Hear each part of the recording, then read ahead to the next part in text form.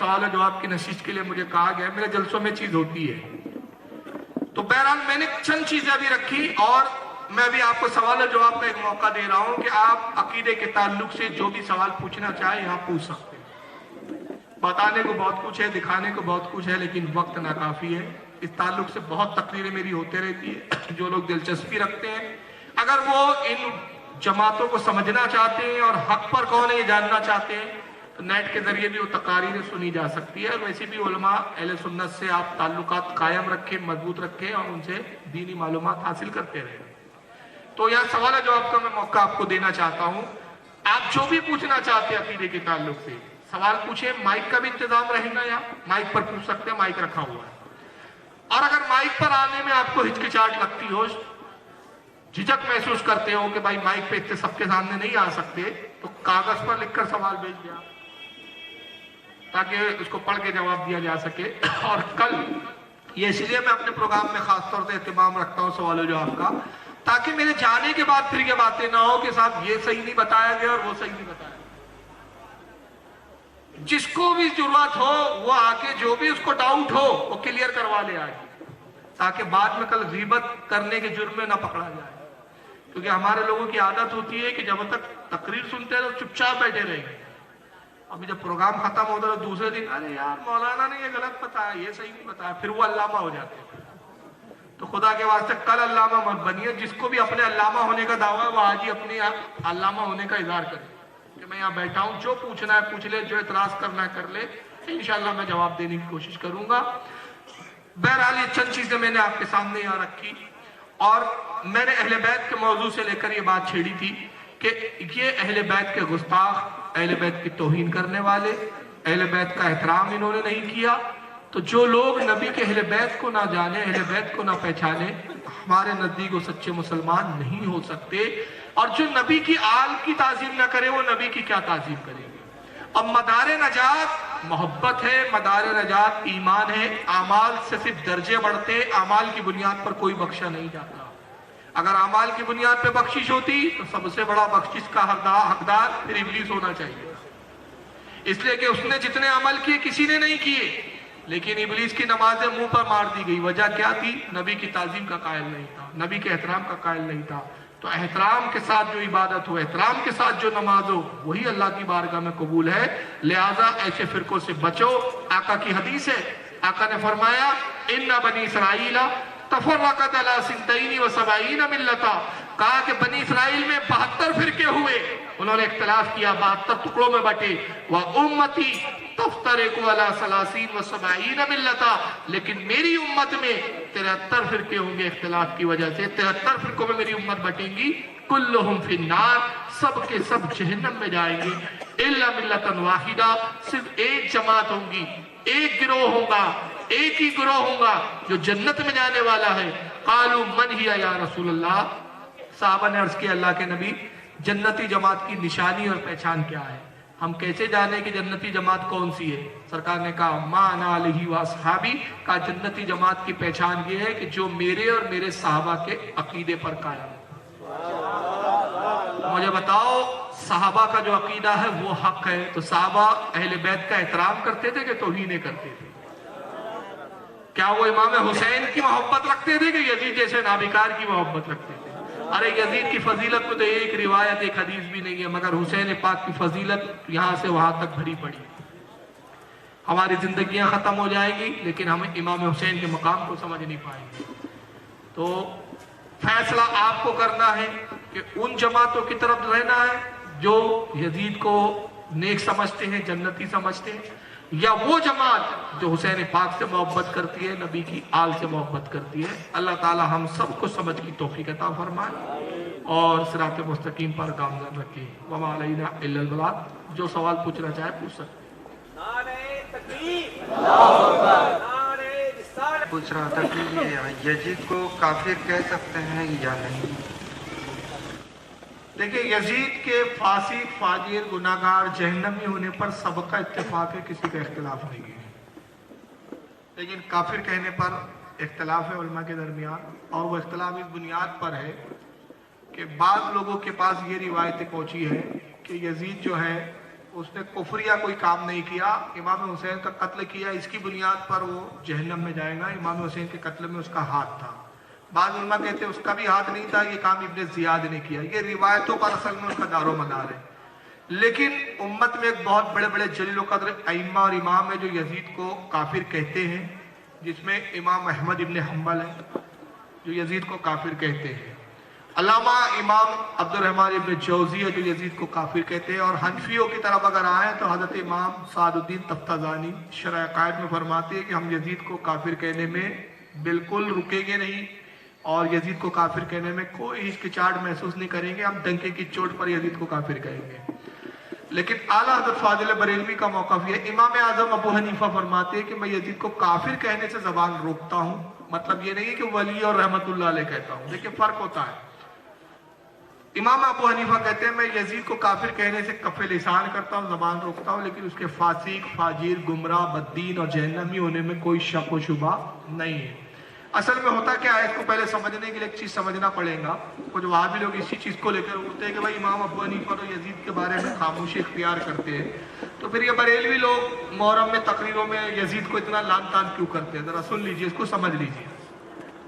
उलमा की दो कैटेगरी होती है, एक होती है उलमाए मोहतातीन और एक होते हैं उलमाए मुतकल्लिमीन। दोनों के मनसब अलग अलग है, दोनों के तकाजे अलग अलग है।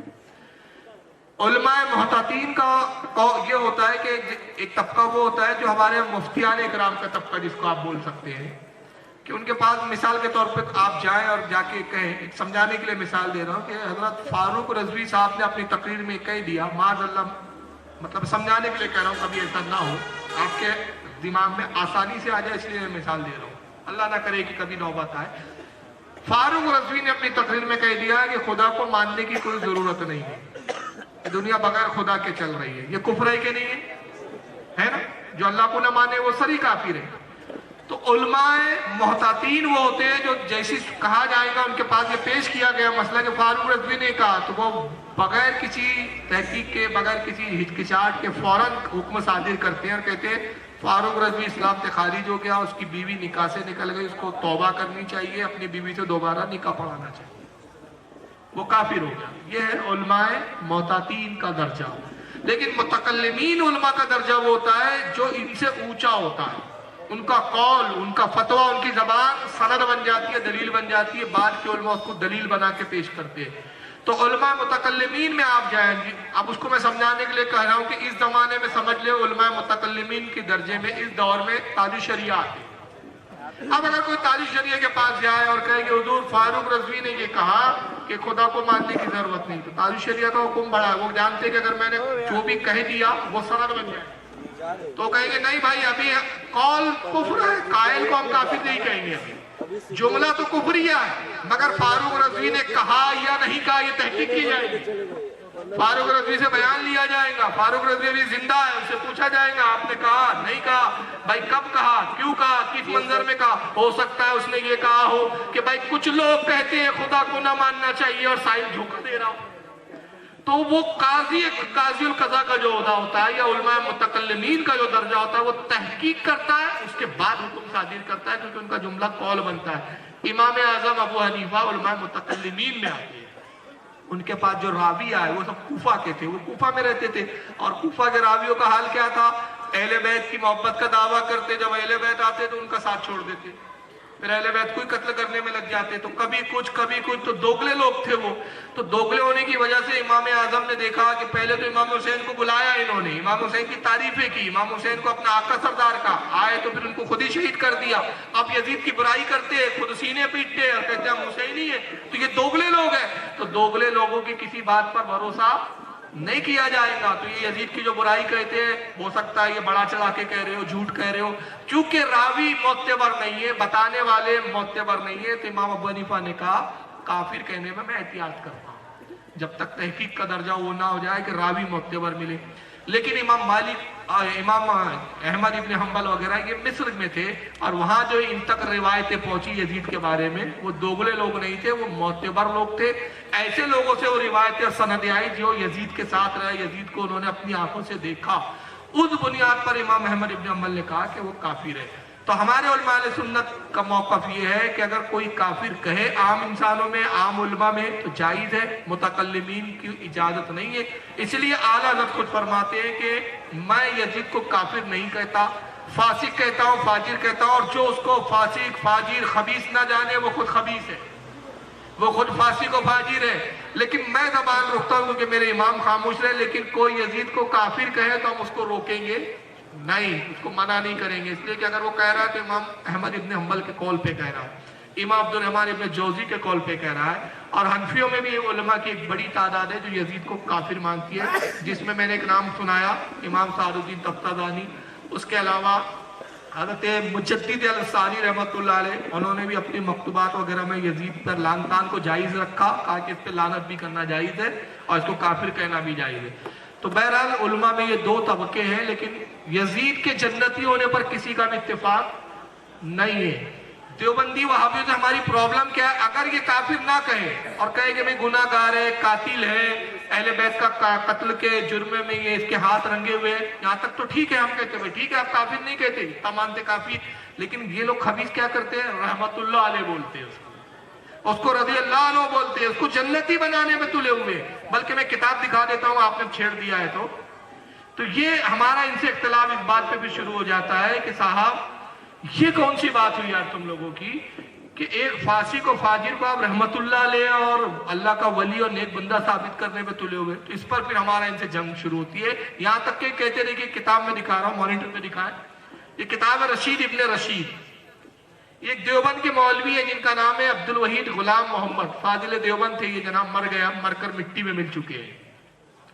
یہ مولوی عبد الوحید کیا کہتا ہے ذرا سنیے، کہتا ہے حضرت یزید رحمت اللہ علیہ، دیکھیں رحمت اللہ علیہ لکھتا ہے اس کو، کہتے ہیں حضرت یزید رحمت اللہ علیہ ایک جلیل و قدر مجاہد اسلام ہے۔ یزید رحمت اللہ علیہ ان کے کون ہے؟ ایک مجاہد اسلام ہے، اور میرا ایمان ہے کہ وہ ضرور جنتی ہے، مجھے اپنے والد کے متعلق تو اتنا یقین نہیں کہ وہ ضرور جنتی ہے، لیکن حضرت یزید کے متعلق میرا ایمان ہے کہ وہ ضرور جنتی ہے۔ کہتا ہے مجھے اپنے باپ کے بارے میں تو کنفرم نہیں معلوم، ڈاؤٹ ہے کہ ابا بھی جنت میں جائیں گے کہ نہیں جائیں گے، لیکن یزید برابر جنت میں جائے گا، یہ کنفرم ہے۔ تو اس پر ہمارا اختلاف ہوتا ہے کہ آپ یزید جیسے خبیث کو، قاتل کو جنتی کیوں ثابت کرنے پہ تلے ہوئے، ولی کیوں ثابت کر رہے جبکہ وہ فاسق، شرابی، جواری، کبابی سب تھا۔ واللہ عالم ثم رسول عالم۔ سوال ہے کہ مسلک اعلیٰ حضرت کا نعرہ لگانا کیسا ہے؟ جواب تو اس کا بڑا تفصیل طلب ہے، چھوٹے سے بیان میں ہو نہیں سکتا، لیکن پھر بھی میں مختصر چند باتیں عرض کر دیتا ہوں۔ اس دور میں کچھ لوگوں کو لفظ مسلک اعلیٰ حضرت سے بڑی چیڑ ہو گئی ہے، حالانکہ بڑے بڑے بزرگوں نے اس لفظ کو استعمال کیا، نعرہ لگایا، جیسے حضور اشرفی میاں جو اہل کچوچا کے سب سے بڑے بزرگوں میں شمار ہوتے ہیں۔ حضور اشرفی میاں کی جو وصیت ہے ان کے وصایا میں وہ یہ ہے، آپ فرماتے کہ میرا مسلک وہی ہے جو مولانا احمد رضا کا مسلک ہے۔ وصیت فرمائی آخری وقت میں کہ مسلک احمد رضا پر سب قائم رہے، یہی حق ہے جو جنت میں لے جائے گا۔ اب سوال یہ پیدا ہوتا ہے، اس میں سوال میں نہیں ہے، میں اپنی طرف سے اس میں بڑھا رہا ہوں، کچھ لوگ یہ کہتے ہیں کہ پانچواں مسلک لے آئے آپ، تو ان بیچاروں کو اصل میں معلومات نہیں ہے، معلومات کی کمی جو ہے اس طرح کے جملے کہلوا دیتی ہے۔ وہ جو چار ہے وہ مسلک نہیں ہے، در حقیقت وہ مذہب ہے۔ مذہب اور مسلک میں بہت فرق ہوتا ہے، یہ اب تک لوگوں کو پتہ ہی نہیں ہے۔ مسلک تو عربی زبان کا ورڈ نہیں ہے بلکہ یہ اردو اور فارسی میں استعمال ہوتا ہے۔ وہ جو چار ہے وہ مذہب ہے۔ وہ مذہب کون سے ہے؟ مذہب امام اعظم ابو حنیفہ، مذہب مالکی، مذہب حنبلی، مذہب شافعی، یہ چار مذہب ہے۔ آپ جتنی فقہ کی کتابیں آپ اٹھائیں گے یا وہ حدیث کی کتابیں جیسے موطا امام محمد وغیرہ یا شرح مانی الآثار وغیرہ امام طاوی کی جو حنفی گزرے ہیں، جہاں بھی امام اعظم کو ایک قول بیان کرتے تو یہ نہیں کہتے کہ امام ابو حنیفہ کا یہ مسلک ہے، کہتے ہیں یہ امام اعظم کا مذہب ہے، وہ مذہب ہے۔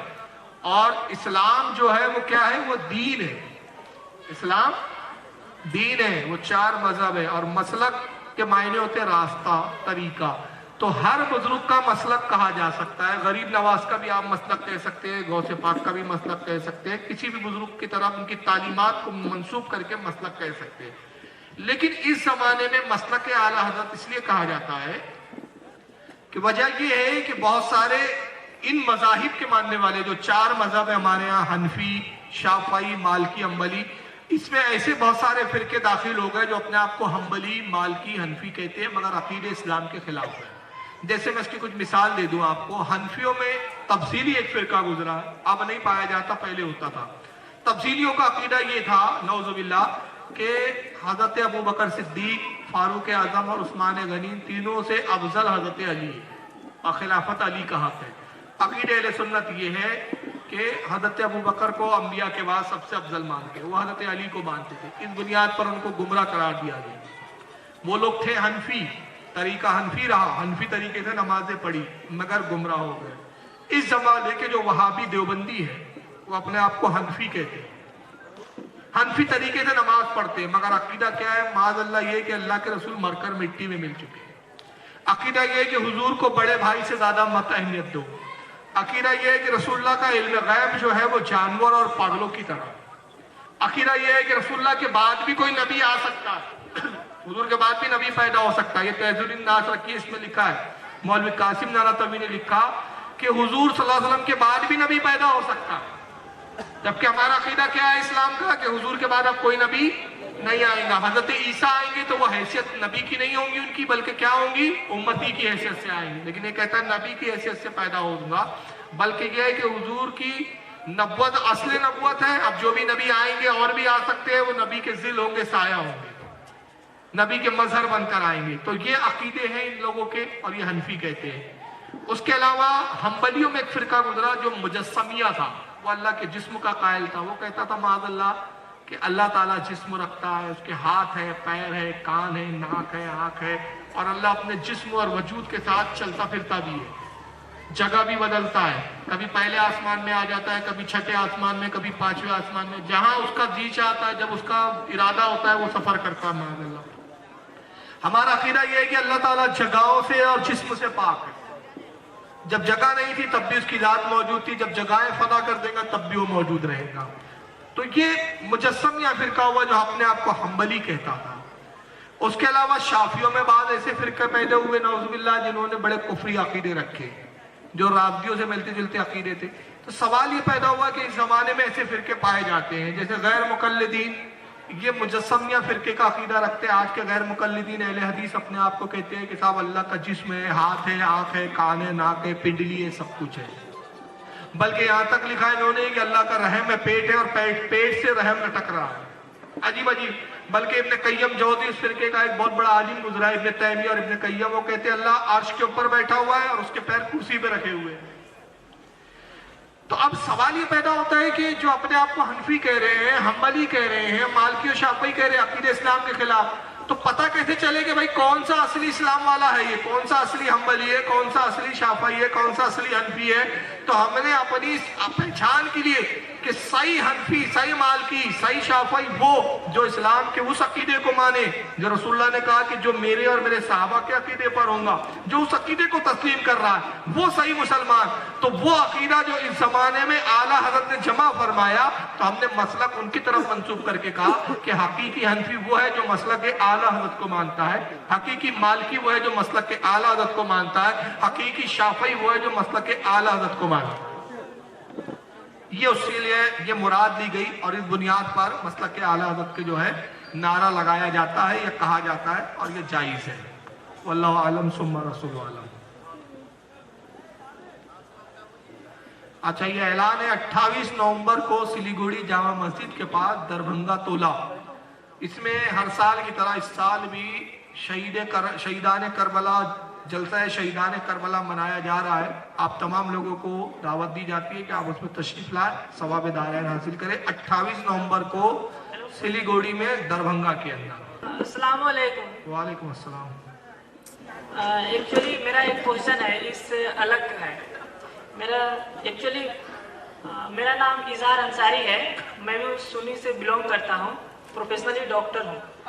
لیکن میرا کوشچن یہ ہے کہ ہمارے مسلم کمیونٹی میں بہت سارے فرقے میں ڈیوائڈ ہو رہے ہیں۔ یہ الگ چیز ہے کہ ہم لوگ صحیح دلیل سے صحیح ہیں، سب کچھ ٹھیک ہے، لیکن ہماری کمیونٹی ایسے بکھرتی جائے گی جس طرح سے ابھی فرقے بکھر رہی ہے، ایک جٹ نہیں ہو رہی ہے سوسائٹی میں، بہت سارا پرابلم کریٹ ہو رہا ہے، ہم یونائٹ نہیں ہو پا رہے ہیں، تو پھر کیسے ہو سکتا ہے؟ ہم لوگ کیا کریں کہ سب ایک جٹ ہو سکتے ہیں، ہم ایک دوسرے کو منا سکیں، ہم ان سے سمجھا سکیں کہ نہیں، ہم مسلم بھائی ہیں، ہم اللہ کو ماننے والے ہیں، ہم سب ایک جٹ ہیں، جو صحیح دلیل ہے، جو صحیح چیزیں ہیں اس کو مانیں اور ایک ہو کر ہم لوگ چلیں۔ ابھی انڈیا یا کوئی بھی دیش میں بہت سارا پرابلم کریٹ ہوتا ہے، ہم لوگ آپس میں ایک جٹ نہیں ہو پاتے ہیں، بہت سارے ہم ایک دوسرے کو عجب طریقے سے دیکھتے ہیں کہ تم یہ ہو، ہم یہ ہیں، ہم ایک جگہ ہوتے ہوئے بھی بہت سارا ڈفرینٹ محسوس کرتے ہیں، صرف محسوس نہیں کرتے ہیں، آپس میں ہی لڑتے جھگڑتے رہتے ہیں، ہم یونائٹ نہیں ہو پا رہے ہیں۔ بہت سارے مطلب میرے ٹھیک ہے، آپ وہ ایک ہی بات کو ریپیٹ بار بار کر رہے ہیں، آپ کا کوشچن ہو چکا ہے، آپ جواب سن لیجیے۔ سب سے پہلی بات یہ کہ آپ نے کہا کہ ہم ایک جٹ کیسے ہو، میں اس میں دو باتیں کروں گا۔ آپ نے چونکہ اپنا پیشہ بتایا اس لیے مجھ پہ بھی ضروری ہوگا کہ میں بھی اپنا کچھ تعارف پیش کر دوں، حالانکہ اس کی ضرورت نہیں تھی، لیکن اب آپ نے کہا کہ میں ایز اے پروفیشنل ڈاکٹر ہوں تو میں بھی بتا دوں، میں بھی ایز اے پروفیشنل ایک وکیل ہوں، BA LLB ہوں، اور وہ اس لیے بتا رہا ہوں کیونکہ اب وہ ہو سکتا ہے کہ ایک ڈاکٹر اور ایک پڑھے لکھوں کی ایسی سوچ ہوتی ہے، لیکن میری سوچ ایسی نہیں ہے۔ تو میں نے بتا دیا کہ میں بھی BA LLB ہوں، لیکن میری سوچ ڈاکٹر صاحب کی سوچ سے نہیں میچ کھاتی، اس کی وجہ سن لیجیے۔ انہوں نے کہا ہم یونائٹ کیسے ہو سکتے ہیں؟ اللہ کے رسول صلی اللہ علیہ وسلم نے اس بارے میں ہمیں بتا دیا، اور قرآن نے ہمیں حکم دیا۔ قرآن میں اللہ ارشاد فرماتا ہے کہ ہر وقت یہ دعا کرنے کا حکم دیا، ہر نماز میں، اہدنا الصراط المستقیم، ہے نا؟ اے اللہ میں سیدھا راستہ چلا، کن کے راستے پر؟ وہ جو آپ نے اپنے دماغوں سے بنایا، وہ جو آپ تبلیغی جماعت بنا کے اپنا راستہ ایک طے کر رہے ہیں، سوچ رہے ہیں، یا اپنے آپ کو اہل حدیث بول رہے ہیں؟ نہیں، آگے واضح کر دیا قرآن نے، صراط الذین انعمت علیہم، اے اللہ ہمیں ان لوگوں کے راستے پر چلا جن پر تیرا انعام نازل ہوا۔ پھر انعام کس پہ نازل ہوا؟ تو آگے اسی سورہ بقرہ میں ارشاد فرمایا، انعم اللہ علیہ من النبیین والصدیقین والشہداء والصالحین۔ اللہ کہتا ہے لوگوں ہم نے اپنا انعام نازل کیا اپنے نبیوں پر، صدیقین پر، شہداء پر اور صالحین پر۔ دیکھیں ساری کیٹیگری بتا دی قرآن نے، کہا کہ صحیح راستہ کون سا ہے؟ جن پر ہم نے انعام نازل کیا، اور انعام کس پہ؟ نبی پر، صدیقین میں ابو بکر صدیق، فاروق اعظم، عثمان غنی، یہ صدیقین میں صحابہ آ جاتے ہیں، کیونکہ اہل سنت کا اجماع ہے کہ ہر صحابی حق پر ہے، عدل کے ساتھ ہے، اور ہر صحابی جنتی ہے۔ پھر کہا شہداء میں امام حسین سے لے کر وہ تمام شہداء آ جاتے ہیں جنہوں نے اسلام کی راہ میں شہادت کے جام نوش کیے، اور کہا صالحین میں تمام اولیاء آ جاتے ہیں۔ تو اب جو جماعت نبی کو مان رہی ہے، صحابہ کو مان رہی ہے، شہداء کو مان رہی ہے اور اولیاء کو مان رہی ہے، وہ ہے جنتی، انہی کے راستے پہ چلنا ہے۔ اب جو بھی جماعت اس کو چھوڑیں گی تو ظاہر سی بات ہے کہ وہ صراط مستقیم سے ہٹ رہی ہے۔ ہم نہیں ہٹ رہے، بلکہ کون ہٹ رہا ہے؟ وہ ہٹ رہا ہے۔ ان کو اس راستے پہ آنا چاہیے، نہ کہ ہم ان کے راستے پہ جائیں، ایک چیز۔ دوسری، ہمارے ہاں یہ پڑھے لکھے لوگوں کی ایک سوچ بن گئی کہ وہ کہتے ہیں کہ ہم صلح کلی کا مذہب اختیار کریں گے، کسی کو ہم برا نہیں کہیں گے، بلکہ ہم سب کو ایک پلیٹ فارم پہ لانا چاہتے ہیں۔ جیسے بھی ڈاکٹر صاحب نے کہا کہ سب کو ہم ایک ساتھ لانا چاہتے ہیں۔ میں کہتا ہوں آپ جیسے اور مجھ جیسے 1 کروڑ لوگ بھی ہو جائے تو یہ فرقوں کو ایک ساتھ نہیں لا سکتے۔ وجہ کیا ہے؟ سن لیجیے، وجہ یہ ہے، مجھے بتائیے، نبی کی بات جھوٹی ہو سکتی ہے؟ جو نبی کی بات کو جھوٹا کہے وہ مسلمان نہیں ہو سکتا۔ تو نبی کی زبان سے جو نکل گیا وہ پتھر کی لکیر وہ ہو کے رہیں گا۔ تو آقا نے کہا میری امت میں 73 ہوں گے، تو 73 ہوں گے، اولا 72 رہیں گے نا 74، 73 تو 73 ہی ہوں گے۔ تو صحابہ نے یہ تھوڑی پوچھا رسول سے کہ اللہ کے نبی آپ یہ بتائیے کہ ہم یہ 73 میں اتحاد کیسے کریں، ان کو کیسے ساتھ میں لے کر چلیں؟ حضور نے سے یہ نہیں پوچھا، کیونکہ صحابہ نے دیکھ لیا کہ جب نبی نے کہا 73 ہوں گے تو نبی کی بات بدل سکتی نہیں، نبی کی بات پھر سکتی نہیں، تب 73 تو ہونا ہی ہے۔ تب ہم کو کیا کرنا ہے؟ اب ہم کو اتحاد نہیں کرنا ہے، سب کو لینے کا ٹھیکہ نہیں لے کے رکھا ہے ہم نے کہ وہابیو تم بھی آ جاؤ، شیعہ تم بھی آ جاؤ، فلاں تم بھی آ جاؤ، سب آ جاؤ، سب کو ہم ملائیں گے، سب کو تو بھی ٹھیک، تو بھی ٹھیک، تو بھی، یہ نہیں۔ صحابہ نے کہا یا رسول اللہ وہ 72 جو جہنم میں جا رہے ہیں ان سے ہمیں کیا لینا دینا؟ جنتی جماعت کی نشانی بتائیے آپ، ہمیں جنتیوں سے مطلب۔ آپ جنتی کو دیکھیے نا، آپ سب आपको इत्तेहाद कराने का ठेका लेके क्यों बैठे हैं आप जन्नती को देखिए, कौन जन्नत में जा रहा है, और वो तो कुरान ने वाज़े कर दिया कौन जन्नती है, और यहाँ नबी ने फिर वाज़े कर दिया माना अलैहि व साहबी जन्नती, वो जो मेरे और मेरे सहाबा के अकीदे पर हो। तो जो जमात सहाबा के अकीदे पर नहीं होंगी, नबी के अकीदे पर नहीं होंगी, हम उसको खारिज करते जाएंगे, उससे इत्तेहाद नहीं हो सकता हमारा। क्योंकि कुरान में अल्लाह फरमाता, अगर आपने कुरान पढ़ा तो स्टडी कीजिए, नहीं पढ़ा तो कीजिए। कुरान कहता है क्या जन्नती और जहन्नमी बराबर बराबर हो सकते? क्या कहते हो? ला यस्तवी असहाबुन नार व सहाबुन नार व सहाबुल जन्नह व सहाबुल जन्नति हुमुल फाइजून। अल्लाह कहता है क्या जन्नती और जहन्नमी बराबर हो सकते हैं? नहीं, जो जन्नती है वही कामयाबी को पहुंचे। तो जन्नती कामयाबी है, और जन्नती कौन है? जो औलिया को मानते हो, सालिहीन को, जो सहाबा को मानते हो, उसको मानते हो। एक चीज। अब आइए एक और हदीस सुन लीजिए। आका फरमाते, सही हदीस में आया कि मैंने अल्लाह से 3 दुआएं की। हुजूर क्या फरमा रहे? एक और तो सुने हदीस पाक, ये सही हदीस में, किसी भी मुहद्दिस ने इसको ज़ईफ नहीं कहा। आका फरमाते मैंने अल्लाह से 3 दुआएं की, 2 दुआएं मेरी कबूल की गई, और एक दुआ के बारे में अल्लाह ने फरमाया ऐ हबीब ये दुआ आप मत कीजिए, अल्लाह आपकी ये दुआ को कबूल नहीं करेगा। साहबा ने अर्ज किया वो कौन सी 3 दुआएं हैं आपकी जिसमें से 2 कबूल हुई और एक से मना किया गया? कहा मैंने पहली दुआ की कि परवरदिगार मेरी उम्मत पर इजमाई अजाब ना आए। जैसे पिछली कौमों पे अजाब आते थे, पूरी कौम खत्म हो जाती, एक साथ अजाब आया और पूरी कौम फना। अल्लाह के रसूल कहते मैंने दुआ की मौला मेरी उम्मत को पिछली कौमों की तरह फना मत करना कि अजाब आया पूरी कौम। अल्लाह ने फरमाया कि हबीब तेरी ये दुआ हमने कबूल की, तेरी उम्मत को कयामत तक बाकी रखेंगे। लेकिन समझाने के लिए अगर वो गुनाह करेंगी तो तंबी के तौर पर कुछ बलाएं, कुछ मुसीबतें और कुछ अजाबात भेजते रहेंगे ताकि वो आगाह हो जाए और सुधर जाए। सरकार कहती है मैंने दूसरी दुआ की कि परवरदिगार मुझे शफाअत की इजाजत दे कि मेरी उम्मत के जो गुनाहगार है मैं उनकी शफाअत करूं। अल्लाह ने कहा कि महबूब है हबीब ये भी तुझे इजाजत दी, जिसके दिल में राई के बराबर भी ईमान है अगर तू उसकी शफाअत करेगा मैं बख्श दूंगा। ये भी दुआ को बोली। आका कहते हैं मैंने अब तीसरी दुआ की कि परवरदिगार मेरी उम्मत में इख्तिलाफ ना हो, फिरकों में ना बटे। अल्लाह ने कहा हबीब ये दुआ ना करो, फिरकों में बटना आपकी उम्मत का मुकद्दर हो चुका है। अब मुझे बताइए अल्लाह कह रहा है कि ये मुकद्दर है, ये दुआ आपकी कबूल नहीं करेंगे, तो नबी की दुआ इस मामले में कबूल ना और आपकी और हमारी कोशिशें कबूल हो जाएंगी? नहीं हो सकती। तो अब हमारी जिम्मेदारी ये नहीं है कि अब हमने कुछ दुनियावी तालीम ले ली, अब हम समझने लगे कि सब मौलवी बेवकूफ है, आपस में लड़ रहे। मगर ये भी तो देखो लड़ किस लिए रहे? रोटी के लिए, झगड़े के लिए? अरे फारूक रजवी एक वकील है, उसको क्या जरूरत है ये माइक पर मेंबर पे आके बैठने की?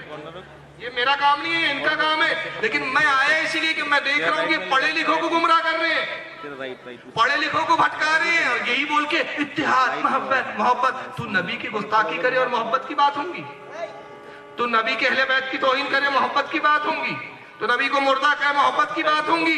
ये कैसी मोहब्बत? कोई साहब आया खड़े से मेरे बाप को गाली बके, फारूक रजवी तेरा बाप खबीस, फारूक रजवी का बाप मनूस, फारूक रजवी का बाप ये और क्या? फारूक साहब मोहब्बत की बात करो, आओ गले मिल लो।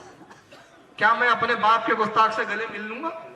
और अगर मैं मिलता हूं तो मैं अपने बाप का फिर वफादार नहीं हूं, अपने बाप का गद्दार।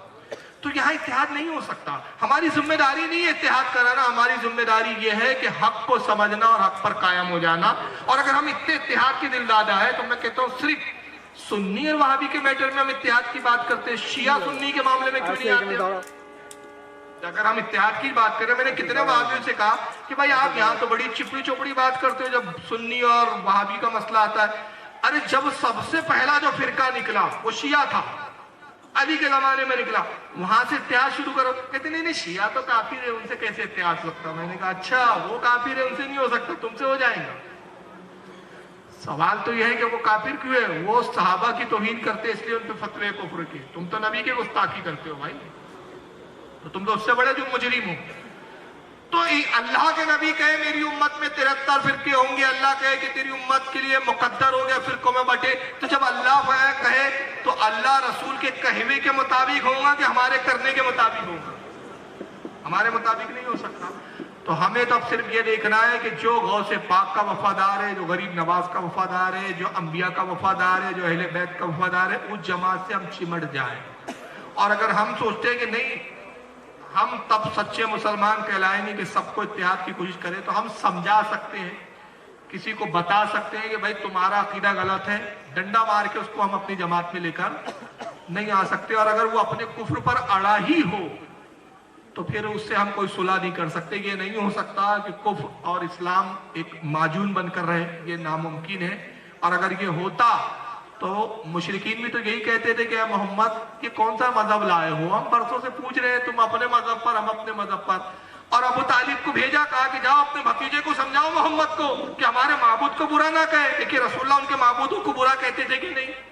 ان کے معبودی کی عاجزی، کمزوری بتاتے تھے. قرآن نے بتایا قل یا ایھا الکافرون لا اعبد ما تعبدون، اے نبی کہہ دے ان کافروں سے میں نہیں پوچھتا ان بتوں کو جن کو تم پوجتے ہو. برات کا اظہار کیا. ابو طالب آیا، کہا بھتیجے میری بوڑھی ہڈیوں پہ رحم کھاؤ، تم ان کے معبودوں کو برا بھلا کہتے ہو، یہ ناراض ہوتے ہیں، کیا ضرورت ہے ان کے معبودوں کو بولنے کو، چھوڑ دو ان کے حال پر، یہ اپنا کام کرے. اتحاد. تو آقا نے یہ نہیں کہا ہاں چچا آپ نے بڑا اچھا مشورہ دیا، ہم ان سے بھی مل جل کر رہیں گے، تم اپنا کفر کرو ہم اپنی نماز پڑھیں. نہیں، آقا نے کہا میں اس پیغام سے باز نہیں آؤں گا.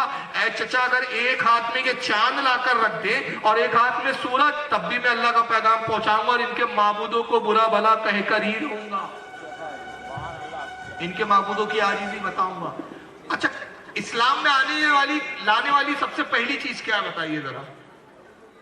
بھائی ایک کافر ہے، غیر مسلم ہے، وہ مسلمان ہونا چاہتا ہے، کیا کرتے ہیں آپ؟ سب سے پہلا کام کیا کرتے ہیں؟ تو کلمہ کیا پڑھاتے ہیں ذرا وہ بھی تو سنا دیجیے آپ. مطلب اللہ کا اقرار. مگر اللہ کا اقرار آپ نے نہیں کرایا اسے، آپ تو اپنے قول میں جھوٹے. آپ ایمان تو یہ ہے کہ میں ایمان لایا اللہ پر اور اس کے رسول پر، یہ نہیں لا الہ الا اللہ، نہیں کوئی معبود. پہلے تو سارے معبودوں کو انکار کر رہے، ٹھکرا رہے ہیں. اور جب یہ کہہ رہے لا الہ الا، کوئی نہیں سوائے اللہ کے، تو یہ کوئی نہیں میں کون؟ یہ رام، یہ معبود نہیں ہے، یہ کرشن معبود نہیں ہے، یہ شنکر معبود نہیں ہے، یہ فلاں معبود نہیں ہے، یہ 365 اور یہ 36 کوٹی اور 38 کوٹی. آپ نے کتنے کوٹیوں کا انکار کیا تب ایک خدا کا اقرار کیا. تو شروعات تو آپ کی رد سے ہوئی ہے، انکار سے ہوئی ہے. تو یہاں پھر کیا معاملہ آ جاتا ہے؟ اور پھر اتحاد ہی کہ اگر ہم اتنے دل دادا ہے تو پھر فرقے کی بات کیوں کرتے؟ پھر دنیا میں جب اسلام آیا پہلا انسان تو مسلمان تھا، آدم آئے نا، بعد میں مذہب بنے. آدم علیہ السلام عیسائی تھے، یہودی تھے، وہ مسلمان تھے. ان کی اولادوں میں اب مذہب بٹے، کوئی یہودی ہو گیا، کوئی عیسائی ہو گیا، بھٹکتے رہے، مذہب آتے رہے، انبیاء آتے رہے، تعلیم بدلتے رہے، آج کئی ٹکڑوں میں بٹے. تو ہم وہاں سے اتحاد کی بات کیوں نہیں کرتے؟ بھائی ہندو ہو تم بھی آ جاؤ، عیسائی ہو تم بھی آ جاؤ، یہودی ہو تم بھی آ جاؤ، وہاں نہیں کرتے ہم. تو اس کا مطلب یہ ہے کہ ہمارا کام صرف پہنچا دینا ہے، ماننا نہیں ماننا، منوانا ہمارا کام نہیں ہے، پہنچا دینا. تو ہم اپنا پیغام پہنچاتے ہیں، اور اگر کوئی نہیں مانتا ہے تو ہم اس سے تعلق نہیں رکھ سکتے، کیونکہ یہی قرآن و حدیث کا ہمیں حکم ہے. اللہ کے رسول کی حدیث ہے صحیح مسلم میں، آقا نے فرمایا بددین اگر بیمار پڑے انہیں دیکھنے نہ جاؤ. بددین اگر بیمار پڑے انہیں دیکھنے نہ جاؤ، ان سے شادی بیاہ نہ کرو، مر جائے تو ان کے جنازوں میں نہ جاؤ. حضرت ابو حذیفہ ایک صحابی رسول ہے، بات یاد آئی تو سن لے. ابو حذیفہ ایک صحابی رسول ہے، آقا نے ان کو بلایا اور کہا کہ ابو حذیفہ میں تجھے سارے منافقوں کے نام بتا دیتا ہوں. سارے منافقوں کے نام. تو منافق کون تھے؟ یہ وہ تھے جو رسول کے پیچھے نماز پڑھتے تھے، حضور کے ساتھ جہاد بھی کرتے تھے. صرف خامی کیا تھی؟ سامنے جب ہوتے صحابہ کے نبی کے تو اسلام کی بات کرتے، پیچھے رسول کا کچھ مذاق اڑاتے، حضور کی توہینیں کرتے تھے. لیکن نماز مسجد نبوی میں پڑھتے تھے اور اپنا ایمان، اپنا کفر، اپنا نفاق چھپا کے رکھتے تھے، ظاہر مسلمان کرتے تھے اپنے آپ کو. آقا نے ابو حذیفہ کو بلایا اور کہا ابو حذیفہ میں تجھے سارے منافقوں کے نام بتا دیتا ہوں. حضرت حذیفہ کو نام بتا دیے. حضرت حذیفہ کہتے ہیں رضی اللہ تعالیٰ عنہ، کیا قسم خدا کی مدینے میں ایسا کوئی منافق نہ رہا جس کا نام اور جس کا عقیدہ رسول نے مجھے نہ بتا دیا. میں چاہوں تو اس کا نام اس کے باپ داداؤں کے نام بتا سکتا ہوں، لیکن مجھے ڈر ہے کہ اگر میں نے ان کے نام ظاہر کر دیے تو فتنہ اور فساد برپا ہو جائے گا. وہ لوگ تلواریں لے کر آ جائیں گے، ابو حذیفہ تو نے ہمیں کیسے منافق کہہ دیا. لیکن صحابہ بھی بہت ہوشیار ہوتے تھے. فاروق اعظم کا جب زمانہ آیا तो उन्होंने भी एक निशानी बनाई कि मुनाफिक को पहचानना कैसे, और पहचान ये बनाई कि जब मदीने में किसी का इंतकाल होता, कोई मर जाता तो जनाजा लाया जाता, और तरीका ये था, रिवाज ये था कि वक्त का अमीरुल मोमिनीन जो भी होता वही नमाज जनाजा पढ़ाता। तो फारूक आजम के पास आने वाले आते, कहते हुजूर चलिए अमीरुल मोमिनीन फुला साहब का इंतकाल हो गया, जनाजा रखा हुआ है, नमाज पढ़ा दीजिए। तो हज़रत उमर कहते अबू हुज़ैफा जनाजे में शरीक है। लोग कहते अबू हुज़ैफा है, आप आते नमाज पढ़ा देते, और कहने वाला कहता अबू हुज़ैफा नहीं है, तो फरमाते मैं नहीं पढ़ाऊंगा इसलिए कि मुझे डर है कहीं मुनाफिक ना हो। अबू हुज़ैफा नहीं है मतलब डाउट है। तो पता ये चला कि साहब मुनाफिकों की नमाज जनाजा भी नहीं पढ़ी गई है। तो भाई उन्होंने क्यों नहीं कहा कि आओ सब इत्तेहाद कर लो? अल्लाह के रसूल ने फरमाया अल कुफ्र मिल्लतुन वाहिदा, कुफ्र अपने आप में एक जमात है, इस्लाम अपने आप में एक जमात है। इस्लाम और कुफ्र का कभी इत्तेहाद नहीं हो सकता। अब रह गया कि अक्सर पढ़े लिखे हजरात हमारे हालात हाजरा को सुनाकर इमोशनल ब्लैकमेलिंग करते हैं। मैं उसको इमोशनल ब्लैकमेलिंग बोलता हूँ। कैसे इमोशनल ब्लैकमेलिंग होती? देखो साहब जब दंगा होता है तो कोई ये थोड़ी देखता है कि ये काबावी है, देवबंदी है, सुन्नी है, वो तो मुसलमान समझ के कत्ल करता है। हमने कहा बिल्कुल सही कह रहे हो आप। आज मुसलमानों पे इतने जुल्म हो रहे हैं, ये हो रहे हैं। मैं कहता हूँ कि सबसे ज्यादा मुसलमानों को बदनाम किसने किया ये भी तो देखो, किसने किया? आप हिंदुस्तान में किसी भी पुलिस डिपार्टमेंट से लेकर कलेक्टर तक और कमिश्नर और मिनिस्टर तक और प्रधानमंत्री तक और राष्ट्रपति तक चले जाएं, सब डिपार्टमेंट में सुन्नियों की पोजीशन यही बनी है कि सुन्नी सही अकीदा जो मुसलमान होती है, सूफीज्म को मानते हैं, बड़े शरीफ लोग होते हैं, ये वलियों के मानने वाले सीधे, और इनकी पोजीशन ये बनी है कि ये आतंकवादी होते हैं, ये बम रखते हैं मस्जिदों में, ये इत्तेहाद करने की बात करते हैं आप लोग। यही वो लोग हैं जो मज़ारों को उड़ाते हैं, यही वो लोग हैं जो जिंदों को तो छोड़ो मुर्दों को सलामत रहने नहीं देना चाहते, मुर्दों को चैन से रहना नहीं देना चाहते। जन्नतुल बकी उड़ा दिया, साहब रसूल की कब्रों को उड़ा रहे। चलिए अभी कह रहे थे तो मैं अभी बात पे आगे तो दिखा भी देता हूँ। असहाब रसूल की कब्रों को उड़ा रहे। हुजैर इब्ने अदी साहब रसूल बम से उड़ा दिया। हजरत कैस साहब रसूल है, उनकी बाजार को बम से उड़ा दिया। अरे हाथ तो यह है, हजरत यूनुस अलैहिस्सलाम की मजार को उड़ा दिया, खालिद इब्ने वलीद की मजार को उड़ा दिया। 2 साल में 700 कब्रों को उड़ाया, और ये अपने आप को जिहादी, मुजाहिद, इस्लाम के गाजी और जिहादी कहलाते। ऐसे खबीसों से जो हमारे बापदादाओं की कब्रों की बेहुरमती कर रहे हैं, उनसे कैसे इत्तेहाद हो सकता है? हो सकता है क्या? और अगर आप उसके बाद भी इत्तेहाद के दिलदार है तो मैं भी समझूंगा कि आपके दिल में ईमान की मोहब्बत अभी पैदा ही नहीं हुई है, आपको दुनिया ज्यादा महबूब हो गई है। फिर आप इस्लाम को नहीं फॉलो कर रहे, अपने नफ्स को फॉलो कर रहे हैं, इसलिए कि इस्लाम ऐसे चीजों को नहीं मानता कि जो हमारे बाप दादाओं की भी तौहीन करे, माज़अल्लाह कब्रों को उड़ाए, बमों से वो कर दे, और हमसे आप तवक्के करें कि भाई इनसे इत्तेहाद रखे, इनसे मोहब्बत, तो ये नहीं हो सकता। आइए मैं दिखा रहा हूँ, 2 शरीफ पढ़े। आइए पहले इसका एक जुमला सुन लीजिए। मौलाना महराज रब्बानी है, ये हिंदुस्तान का, सऊदिया में रहता है। जरा क्या कहता सुनिए, क्या ऐसे लोगों से इत्तेहाद दूंगा, सुनिए। जहां भी कोई मूर्ति नजर आए उसको खत्म कर दो, वला कब्रन मुशरिफन इल्ला सवैता, और जहां कहीं भी ऊंची पुख्ता कब्र नजर आए उसे पस्त कर दो। ये नबियों का काम है, ये सहाबा का काम है। मुसलमानों उठो और इन बने हुए दरगाहियों को और इन बने हुए कब्रों को, इनको बमब्लास्ट कर दो, इनको उड़ा दो, इस दुनिया से निस्त नाबूद हो जाएं, ताकि सिर्फ अल्लाह वहदहु ला शरीक की मस्जिदें इस दुनिया के ऊपर रहें, जो अल्लाह का घर है। ये शैतानों का घर है, जहां मंदिरों से भी बदतर हैं। तुम जहाद की बात, हमें इन पे गुस्सा आता है जब लोग जहाद की बात करते हैं। जहाद करेंगे, जहाद करेंगे, जहाद करेंगे। अबे पहले अपनी मंदिरों को तोड़, पहले इन मंदिरों को तोड़, फिर हिंदुओं की मंदिरें खुद ब खुद जो है तुम्हारे नारों से खत्म हो जाएंगी और हिंदू बेचारा मुसलमान हो जाएगा। इसलिए मुसलमानों उठो, और नौजवानों खास तौर से ये मेरी नसीहत है, और जहां कहीं भी मेरी आवाज जाए, दुनिया से इन सारे मदारों को पस्त कर दो, और इन बुजुर्गों की सीनों के ऊपर इन जालिमों ने जो इनकी हड्डियां बेच बेच खाने के लिए खानका और दरगाहें बनाए हैं, अगर ये आड़े आए तो इनको खत्म कर दो, दुनिया मिटा दो, शिर्क मिट जाएगा, खत्म हो जाएगा। खानकाएं मिटा दो, ये आड़े आए इनको भी मिटा दो, कब्रों को बमों से उड़ा दो। नौजवानों उठो, कब्रों, इनसे इत्तेहाद कैसे होंगे जी? जो हमारे बाप दादाओं की निशानों को मिटाना चाहते हो। मैं एक बात कहता हूं, जुमला सुनो। हर दुनिया में एक डिपार्टमेंट होता है, आर्कोलॉजिकल डिपार्टमेंट। नाम सुना है डिपार्टमेंट का?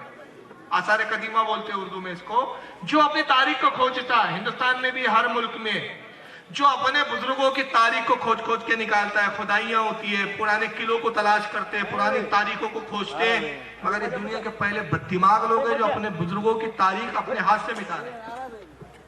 کتنے بڑے خبیث ہیں. یہ بھی سن لیجیے اس کی.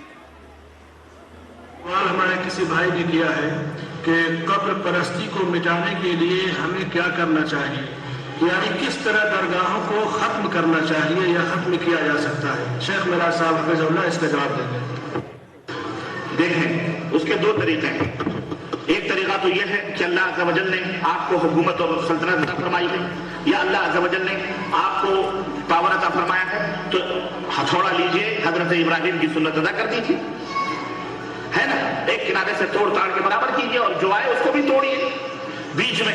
ایک طریقہ تو ہے جو حضرت محمد بن عبد الوہاب رحمۃ اللہ علیہ نے مملکت سعودی عربیہ کے اندر کیا کہ یہاں صرف کیا کیجئے، ہتھوڑا لیجئے، ایک سرے سے دوسرے سرے سے پوری قبروں کو توڑ تاڑ کر دیے. اللہ طاقت دیتے. حضرت ابراہیم کی سنت ادا کیجئے. 4 سال ہو گئے میں نے اس نامرد کو، میں نامرد بولتا ہوں اس کو، چیلنج کیا. میں نے کہا تو نے کہا کہ بھائی قبروں کو توڑو، اور یہ کس کی سنت ہے؟ حضرت ابراہیم کی. اگر تو واقعی اپنی ماں کا سچا بچہ ہے تو مجھے بتا حضرت ابراہیم نے کس بزرگ کی قبر کو توڑا تھا؟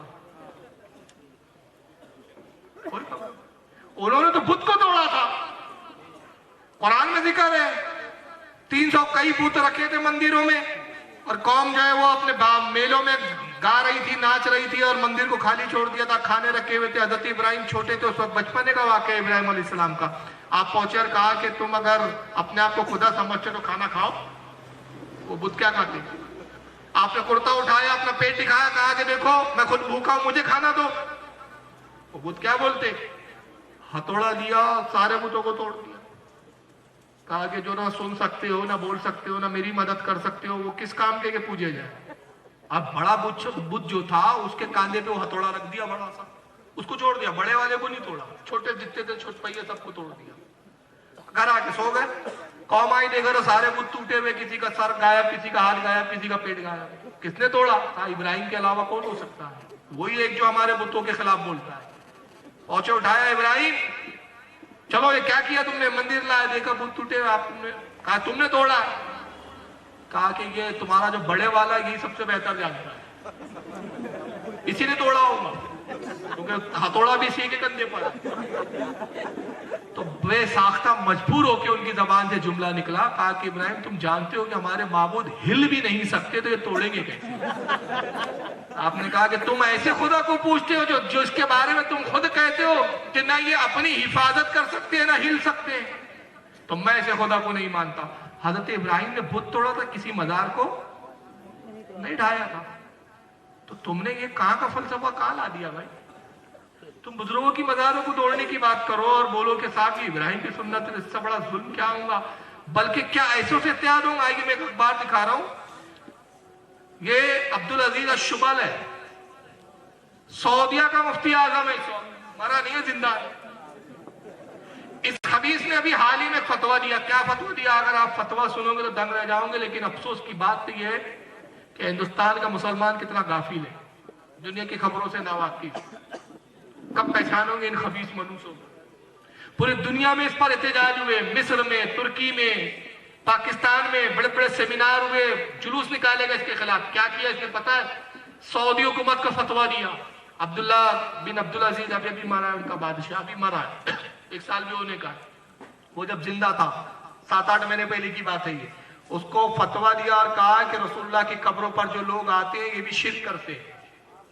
حضور کی مزار پر بھی آنا شرک، حضور کے روضے کی طرف رک کر کے دعا کرنا بھی شرک. اس لیے یہ کرو کہ راتوں رات گمنام اور پوشیدگی کے ساتھ حضور کی قبر کو کھود کر نبی کے جسم کو نکال کر کسی گمنام جگہ پہ دفن کر. اور یہ جب اخبار پہنچا تو پارلیمنٹ میں بحث چھڑی وہاں کے ایوان میں. تو امریکہ کا ایک اخبار تھا جس کا نام ہے انڈیپینڈنس. یہ اخبار کی کٹنگ بھی ہے، نیٹ پر بھی آپ جا کے اخبار کی ویب سائٹ پہ دیکھ سکتے ہیں. انڈیپینڈنس جا کے آپ اخبار چیک کریں. اس میں یہ سعودیہ کے امریکہ کے اس اخبار نے وہ ایوان کی، وہ جو ان کی پارلیمنٹ ہاؤس میں جب بات چل رہی تھی اس کے فتوے کو لے کر وہ چھاپ دیا ہے. اور اس کے حوالے سے پوری دنیا کے اخباروں نے چھاپ دیا. تہلکہ مچ گیا صاحب، قرآن مچ گیا کہ تمہاری اتنی جرأت کہ نبی کے روزے کو توڑنا چاہتے ہو. रसूलुल्लाह सल्लल्लाहु अलैहि वसल्लम की मजार को ढोना चाहते हो, हुजूर के जिस्म के साथ बेहुरमती करना चाहते हो, और तुम क्या, तुम्हारी औकात क्या कि तुम नबी के जिस्म को निकाल सको? अरे आका ने तो अपनी जिंदगी में फरमा दिया था, अबू बकर का हाथ पकड़ा, उमर का हाथ पकड़ा और कहा कि जैसे मैंने उमर और अबू बकर का हाथ यहाँ पकड़ा है, कयामत में एक कब्र से इसी तरह हम साथ में उठाए जाए। और फरमाया कि हमारे बाजू पड़ोस में एक जगह छोड़ी जाए, वहां ईसा मसीह आएंगे, उनका इंतकाल होगा, उन्हें दफन किया जाए। इमाम जलालुद्दीन सयूती ने किताब लिखी है, हदीस की किताब है मुस्नद आयशा, सऊदिया ने छापा है, मेरे पास सऊदिया का उसका दारुस्सलाम का, उसमें वहाबड़ों ने हदीस लिखी है, छापी है, और वहाबड़े समझते नहीं है, मगर वहाबी बेवकूफ कौम का नाम होता है। हजरत आयशा कहती है कि मैंने नबी से एक बार अर्ज किया कि या रसूलल्लाह, मेरा ख्याल ये है कि आपका इंतकाल पहले होगा, मेरा बाद में होगा, इसलिए कि सरकार आप उम्र में मुझसे ज्यादा है, तो मैं चाहती हूँ कि आप वसीयत कर दें साहबा के दरमियान में कि जब मेरा इंतकाल हो तो मैं आप ही के पहलू में दफन की जाऊं, ताकि कोई इख्तलाफ करने वाला इख्तलाफ ना करे। हुजूर मुस्कुराए, कहा आयशा तुम मेरे पहलू में कैसे दफन हो सकती हो? मेरे पहलू में तो अबू बकर और उमर आएंगे और ईसा मसीह आएंगे। नबी ने पहले से बता दिया।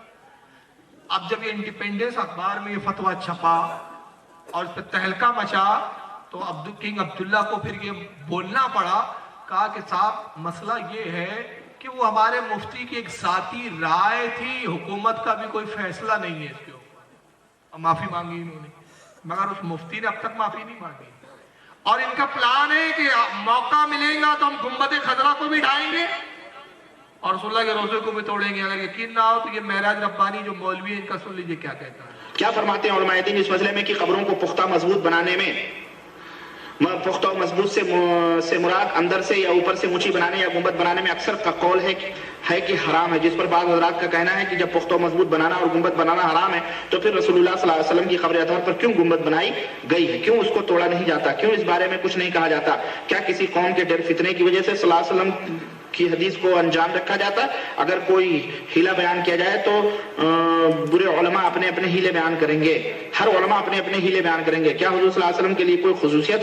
हुजूर सल्लल्लाहु अलैहि वसल्लम के लिए कोई खुसूसियत नहीं, और ये गुंबद बनाने वाले ये बिदती शरीफी थे, और ये 7वीं सदी हिजरी और 6ठी सदी के आखिर में ये गुंबद तामीर हुई, और इसके ऊपर पहले ब्लू कलर था, फिर तुर्किया हुकूमत ने इसके ऊपर ग्रीन कलर लगाया जिसको गुंबद खजरा कहा जाता है। तो इसके तोड़ने का हुक्म अल्लाह के रसूल सल्लल्लाहु अलैहि वसल्लम ने दिया है, बेशक दिया है, और चूंकि इसमें एक फितने की बात है इसलिए उससे रुका है, रुकी हुई वो बात इंशाअल्लाह ताला जब वक्त आएगा तो वो भी टूट जाएगा, इसमें कोई मसला नहीं है। इंशाअल्लाह ताला जब वक्त आएगा तो वो भी टूट जाएगा, इसमें कोई मसला। एक फितने का डर है इसलिए रोका है भी, इंशाअल्लाह वक्त आएगा वो भी तोड़ देंगे।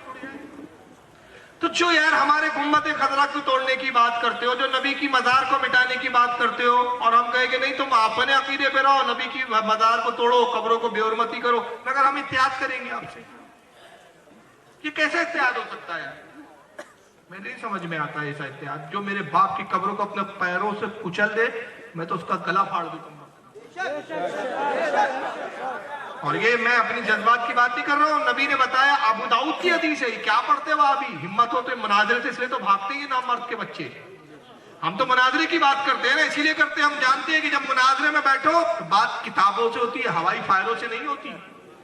अबू दाऊद शरीफ की हदीस है, इब्ने हज़म, अब्दुल्लाह इब्ने हज़म एक सहाबी हो, कहते हैं मैं एक कब्र से टेक लगा के बैठा हुआ था, जैसे किसी तकिए से टेक लगा के बैठते। आका की नजर मुझ पे पड़ी, जलाल तारी हुआ, चेहरा सुर्ख हो गया, और आपने बड़े जलाल में चीख कर कहा, इब्ने हज़म हट वहां से, ना तू कब्र वाले को तकलीफ दे, ना कब्र वाला तुझे तकलीफ पहुंचा।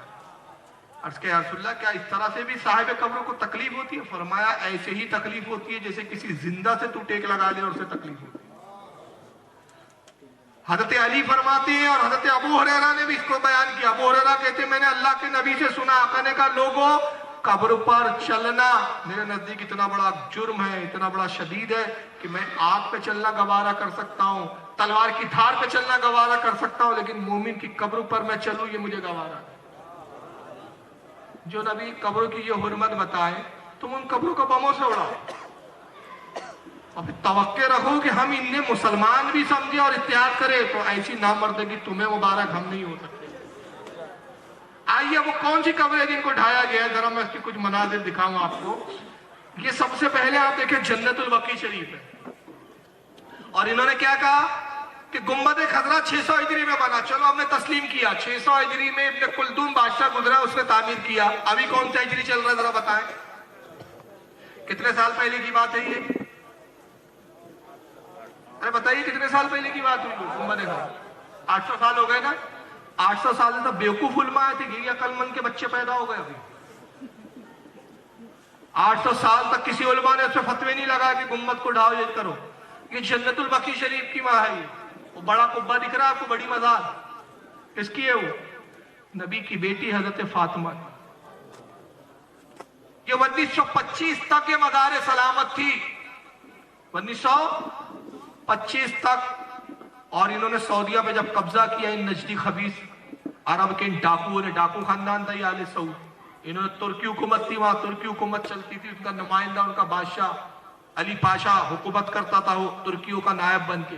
اسے جنگ کی، اس کو مکہ اور مدینے سے نکلنے میں مجبور کیا، قبضہ کیا ان ظالموں نے. اور کون سی تاریخ کو کیا تھا؟ 24 ستمبر 1924 کو. دیکھیں کتنے 24 کے آنکڑے ہیں. 24 ستمبر 1924 کو قبضہ کیا. اور 1924 کے بعد جو سب سے پہلا کام کیا 1925 میں، وہ یہ کیا کہ جنت البقیع کو بلڈوزر سے ڈھا دیا.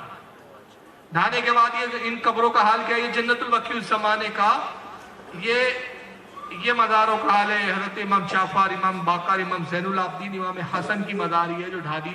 سنیوں نے پتھر رکھے نشانی کے لیے، انہوں نے تو نشان تک مٹا دیا خبیثوں نے. یہ حضرت فاطمہ کی مزار ہے، یہ بھی ڈھا کر نصف و نابود کیا انہوں نے، نعوذ باللہ. آئیے آپ یہ دیکھیں، یہ حضرت عثمان غنی کی مزار ہے. یہ حضرت ابراہیم حضور کے صاحبزادے تھے، بچپنے میں انتقال ہو گیا تھا. یہ جنت المعلا ہے 1925 تک. یہ مکہ کا قبرستان، رسول کے چچا یہاں دفن، کئی صحابہ دفن، حضور کی ازواج، حضور کی بیوی، جس میں سب سے چہیتی بیوی حضرت خدیجہ. آئیے حضرت خدیجہ کا مزار دیکھیں، آپ کو میں بڑے اس میں دکھا رہا ہوں. یہ حضرت خدیجہ الکبریٰ کا قبہ ہے. یہ میرے پاس ترکی کی ایک کتاب ہے جس سے یہ فوٹو ہم نے نیٹ پر ڈالی. یہ بھی نیٹ پر آپ کو یہی فوٹو آپ کو ملے گی زیادہ تر. اور وہ ہے تو کتاب اتنی بڑی، میں ہاتھ لے کے نہیں گھومتا ہوں، بہت قیمتی کتابیں ہوتی تو ساتھ میں سب نہیں لے کے گھومتا، لیکن کبھی مناظرے وغیرہ ہو تو پھر میں سب لاتا ہوں. وہ کتاب مجھے ہندوستان آتے آتے 3500 روپے کی پڑ گئی ہوئی کتاب. اس میں اس زمانے میں جب ترکی چھوڑ کر جا رہے تھے تو انہوں نے فوٹو لیے تھے سب کہ ہم مدینہ اور مکے کو کس حال میں چھوڑ کے جا رہے ہوں، تاکہ بعد میں کچھ گڑبڑ ہو تو یہ دنیا کو دکھا سکے کہ انہوں نے کیا کیا ہے کمینہ پن. یہ 1924 کو جب انہوں نے چھوڑا ہے، یہ اس وقت کے فوٹوگراف سے. 1925 سے پہلے کے یہ منظر، یہ حضرت خدیجہ کی مزار ہے، نبی کی سب سے چہیتی بیوی. اور ڈھانے کے بعد کور میں گڈھا تک کر دیا. یہ حضرت خدیجہ نبی کی سب سے چہیتی بیوی کا یہ حال کیا ہے. یہ جنت المعلا کا قبرستان ہے ابھی اس صورت میں. اور اس میں کیا کیا معلوم ہے؟ آپ تعجب کرو گے. یہ حضرت عامرہ کی مزار ہے، رسول کی والدہ، جن کو یہ کافر کہتے ہیں خبیث. ان کی مزار اور گنبد کو ڈھا دیا. مقام ابوا ہے مدینہ اور مکے کے درمیان میں. جب مکے سے مدینہ جاؤ تو بیچ میں وہ پہاڑی علاقہ پڑتا ہے، ابوا نام ہے اس کا. وہاں حضور کی والدہ کی مزار ہے. حضور کی والدہ جو تھی مدینے میں ان کا مائکہ تھا.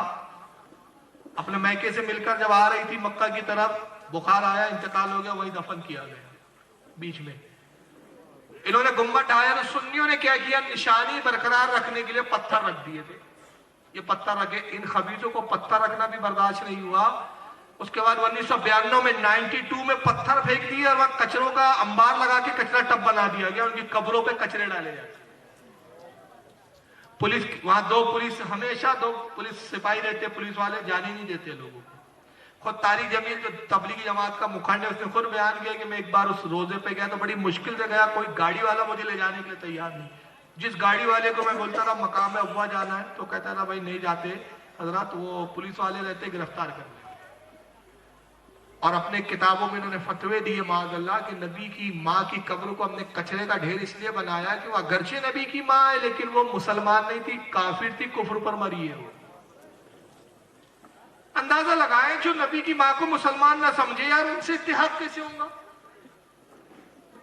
मैं तेरे बाप को काफिर बोलूं, वो इत्तेहाद करेगा मुझसे? नहीं कर सकता कोई। ये हजरत आमना की मज़ार का हाल किया इन्होंने, माअज़ल्लाह। और आइए जिन साहबा की मज़ारों को तोड़ा वो बाद में बताता हूं, पहले ये देख लीजिए कि लीबिया का एक मुफ्ती है जिसका नाम है मौलवी सादिक गिरियानी, नाम भी खबीस का गिरियानी, गिरा हुआ आदमी, जिंदा मरा नहीं है। ये लीबिया की एक वेबसाइट से हमने लिया है, आप भी नेट से ले सकते हैं, कोई हवा और आसमान से नाजिल नहीं हुई ये चीज हमारे पास। ये गिरियानी ने क्या किया, अभी 2 साल पहले की बात है, इसने फतवा दिया कि जितनी मज़ारे चाहे साहबा की हो चाहे नबी की हो, सबको बम से उड़ाओ। ये मज़ारों पे जाना शिर्क है, मज़ारों पे जाना हाजिर होना शिर्क है, कुफ्र है। तो ये इंटरव्यू लिया गया उसका, लीबिया के चैनल पे बुलाया गया, एक सवाल हुआ कि जवाब क्या देता है, कभी सुनिए। وفي بعض الشباب هناك قاموا بإزالة هذه القبور أو نبشوا هذه القبور ووضعوها مع قبور المسلمين، فما حكم هذا الفعل؟ उधर सवाल किया कि मुसलमानों की कब्रों को ढाने का जो फतवा गया आपकी तरफ से, जो हुक्म दिया गया, ये कैसा काम है आपका? कहाँ तक दुरुस्त है ये काम आपका, और ये फतवा देना कहाँ तक सही है कि मुसलमानों की कब्रों को बमों से उड़ाओ, ढा दो? जवाब सुनो। هذا المشروع بل تقطع لهذه الفتنة لابد من إزالة هذه القبور، إما أن تزال. कहता है ये फितनों की जगह है, ये जो औलिया और साहबा की मज़ार है कैसी जगह है? फितनों की, यहाँ पर जाना ही शिर्क है, यहाँ हाजिर होना शिर्क है। तो जब इन कब्रों पे जाना शिर्क है तो इनको मिटाना हम पर वाजिब है, इसलिए हमने ये फतवा दिया और हमारा फतवा दुरुस्त है कि मिटाया जाए। कब्रों पे जाना कब से शिर्क हो गया जी? और अगर कब्रों पे जाना शिर्क है तो मुझे कोई माइकलाल जवाब दे, मुस्लिम सही मुस्लिम हदीस की सही किताब जिसको तुम भी मानते हो, उसमें रसूलुल्लाह का एक जुमला साहब मौजूद है, सरकार कहते हैं मररतु अला कब्र मूसा वह कायमुन युसल्ली, मैं मेराज की शब मूसा की कब्र पर गया तो मैंने देखा कि मूसा अपनी कब्र में खड़े होकर नमाज पढ़ रहे हैं। आका गए ही कि नहीं? मेराज पे जा रहे हैं, मूसा की कब्र पर हाजिर हो रहे हैं। तो शिर्क होता तो माज़अल्लाह अल्लाह का रसूल मेराज जैसे सफर में शिर्क करता हुआ जाएगा। क्या जन्नतुल बकी की कब्रिस्तान में हुजूर नहीं जाते थे? जन्नतुल माला नहीं जाते थे? बल्कि मुअत्तबर हदीस की किताबों में आया है, हज़रत आयशा कहती है कि एक रात हुजूर को मैंने अपने बिस्तर पे नहीं पाया, ख्याल किया सरकार किसी और ज़ौजे मुताहरा के हुजरे में गए होंगे, तो मैं हुजूर के की तलाश में हर हुजरे के करीब से गुजरती, मुझे हुजूर का एहसास नहीं हुआ। अब हुजरे से जा रही है, कह रही कि मुझे हुजूर की मौजूदगी का एहसास नहीं हुआ, तो कैसे पता लगाती थी कि हुजूर है या नहीं? बताइए कैसे पता लगाती थी? तो खुद फरमाती है कि आका जिस हुजरे में होते उस हुजरे से खुशबू आती थी और मैं समझ लेती थी आका तशरीफ फरमा। तो मुझे हुजूर की खुशबू महसूस नहीं हुई, समझ गई कि हुजूर यहाँ तो नहीं है। मस्जिद में गई, देखा मस्जिद में नहीं है, कहती है मैं समझ गई कि रसूलुल्लाह जन्नतुल बकी में होंगे, इसलिए कि आका की आदत थी कि अक्सर रात आधी रात को जन्नतुल बकी कब्रिस्तान में जाते और वहाँ के जो मदफून थे उनके लिए दुआएं मग़फ़िरत करते। कहते मैं गई, देखा रसूलुल्लाह रो रो के दुआएं कर रहे हैं। कहा या रसूलुल्लाह इतनी रात को, कहा कि जिब्रील आया और कहा कि या रसूलुल्लाह आज की शब वो है, ये 19 शाबान की शब। कहा या रसूलुल्लाह ये वो शब है, नहीं 19 नहीं, कौन सी शब बारात, कौन सी शब में? 15वीं शाबान की शब थी कि जिब्रील आया, कहा कि ये 15वीं शाबान की शब वो है कि अल्लाह के नबी अल्लाह ताला आपकी उम्मत के उन गुनाहगारों को जिन पर जहन्नम वाजिब हो गई, कबीला बनु कलब के भेड़ों के बालों के बराबर तादाद में बख्श देता। तो इस रात को मैं दुआ के लिए आया ताकि मग़फ़िरत में इजाफा हो। सरकार कब्रों पे गए, ये कहता फितनों की जगह है, शिर्क के अड्डे हैं, इनको मानेंगे, हदीसों को माने। तो इस खबीस के फतवा देने के बाद क्या हुआ, 2 साल में लीबिया, सूडान, तुर्की, मिस्र, जहां जहां इनका बस चला, जहां जहां इनके इक़्तिदार ये कर सकते थे, आतंकवाद फैला सकते थे, दहशतगर्दी कर सकते थे, तकरीबन 700 मज़ारों को इन्होंने बमों से। आइए इसमें से चंद को मैं दिखा रहा हूं आपको। सीरिया के एक बुजुर्ग गुजरे बहुत पहले, इनका नाम है शेख मोहिउद्दीन अलाई, इनकी कब्र को उड़ाया है, लेकिन हथौड़ों से तोड़ दिया।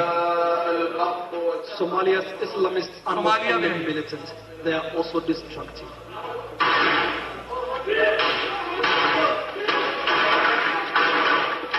favorite target of their Hamas, their second most important weapon after the dead.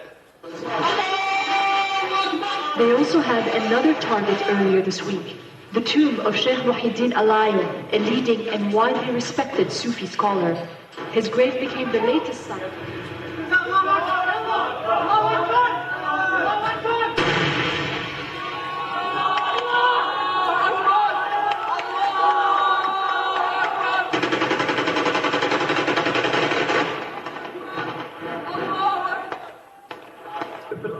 بإذن الله. الله أكبر.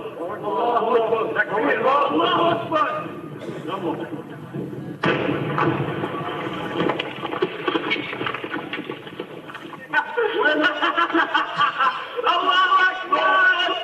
ये बुजुर्गों की मजाक उड़ा के जो खुशी में नारे लगाते हो, हंसते हो, ये कैसे मुसलमान हो सकते हैं यार ये? और इनसे कैसे इत्तेहाद हो सकता है? आइए अभी देखिए, ये इमाम नबवी की मजार को ढाया. अरे मैं किस किस का बताऊं यार, वक्त हो जाएगा. सिर्फ अब ये हजरत यूनुस का मैं दिखाऊं आपको और साहबा का. ये ज़ोहिर इब्ने कैस, हजरत ज़ोहिर इब्ने कैस की मजारी ढाने से पहले का मंजर था जो आपने रोजा देखा. ये ढाने से पहले इस तरह मजार थी उनकी.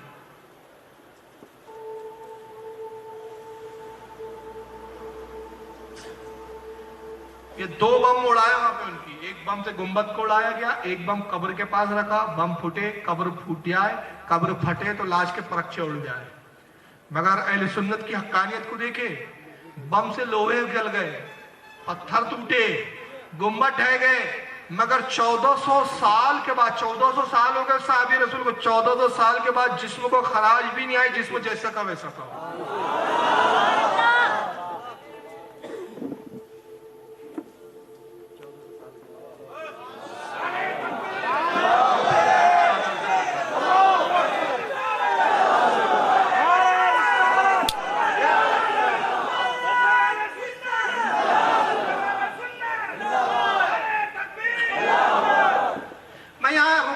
कहना चाहता हूं, एक तरफ तुम्हारे मुल्लाओं की किताबें कही थी नबी मरकर मिट्टी में मिल गए,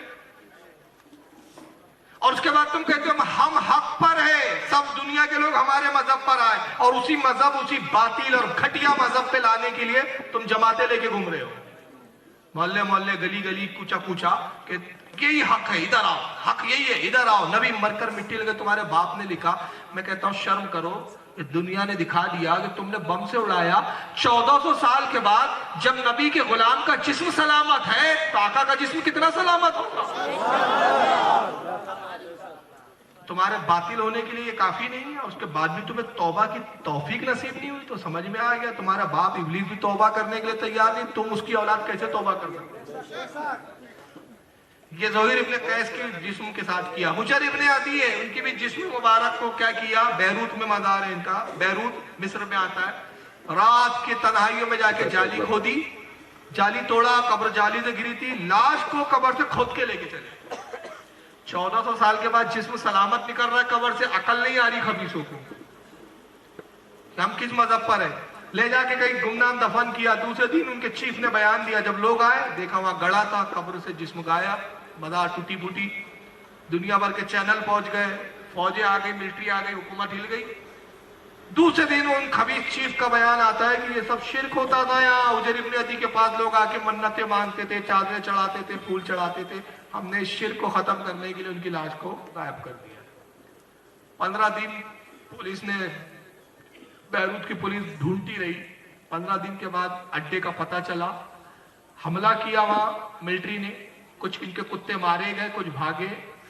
कब्र को तलाश करके दोबारा कब्र खोद के जिस्म निकाला गया, फिर सलामत जिस्म था उसको बाकायदा लाके फिर पहली जगह दफन किया गया. ये वही के बैरूत के चैनल की रिपोर्ट है, हमारे यहाँ की नहीं है. सुनिए, ये खुद इकरार भी कर रहा है वो एंकर जो है, बैकग्राउंड में जो रिपोर्टर है, कि ये काम अब्दुल वहाब नजदी के मानने वालों का है. सुन लीजिए. University, Mohsen Saleh joins us from Beirut to share his thoughts on this. And ये ढाने से पहले का रोजा है. اس طرح تھا ان کا. یہ بعد کے فوٹوگراف جو میڈیا نشر کر رہی ہے. And their slogans and their practices on the ground show the real face of these people, that they don't belong to these peoples in the region, whether in Syria or in Iraq or other places. I guess these people belong to the tribal thinking who have been really working with the Wahhabi. یہ کہتا ہے عراق، ایران اور مختلف ملکوں میں جہاں جہاں بھی یہ قبروں کے ڈھانے کا سلسلہ چل پڑا ہے، میرا گیسٹ یہ گمان یہ ہے کہ یہ محمد بن عبد الوہاب نجدی کے ماننے والے وہابیوں کا کام ہے. یہ ہے وہ قبر جو لاش نکالنے کے بعد جو فوٹوگرافس آئے ہیں، گڑا دکھ رہا ہے، قبر کھود کے لے کے چلے گئے. And the CIA and the Mossad, the Israeli Mossad. خالد ابن ولید کتنے جلیل القدر صحابی ہیں، ان کی مزار کو ڈھانے کے لیے 10 سے 20 بم مارے انہوں نے. بم رکھے وہاں ٹائم بم، لیکن بھول گئے تھے کہ وہ اللہ کی تلوار ہے جس کو پورے مشرک اور کفار نہ توڑ سکے، اس کے گنبد کو تم خبیث کیا توڑ پاؤ. اس بموں کے بعد بھی ان کی مزار جیسی کی ویسی سلامت. لیکن ان کی ذہنیت تو دیکھو یار، یہ بڑے بڑے صحابیوں کا دب نہیں کر رہے، ان کی مزاروں کو بموں سے اڑا رہے. 14 سالوں سے وہ مزار سلامت رہی، آج تک کسی علماء نے، مولوی نے فتویٰ نہیں دیا. یہ لوگ کیسے حق پر ہو سکتے ہیں کہ آج 1400 سال کے بعد یہ دین سمجھ رہے ہیں؟ یہ صحیح.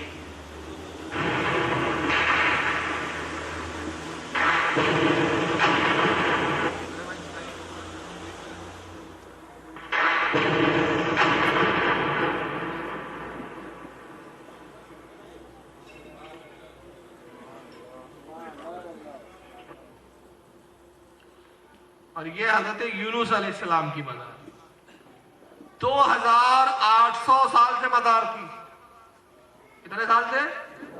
2800 سال میں صحابہ بھی گزرے ہیں، رسول بھی گزرے ہیں. اور یہ مزار تھی کہاں پر؟ یہ موصل شہر ہے عراق کا. موصل میں فاروق اعظم کے زمانے میں، فاروق اعظم کے دور خلافت میں عراق فتح ہوا. صحابہ کرام حاضر ہوئے، مزار پہ جاتے تھے.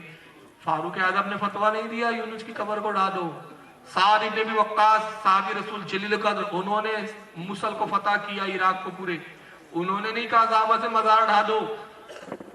2800 سال سے لے کر رسول تک، رسول سے ہم تک یہ مزاریں رہی، لوگ جاتے رہے. کسی نے نہیں کہا صاحب یہ مزار بنانا شرک ہے. یہ عقل مند کے بچے پیدا ہوئے اور بم سے اڑایا معاذ اللہ.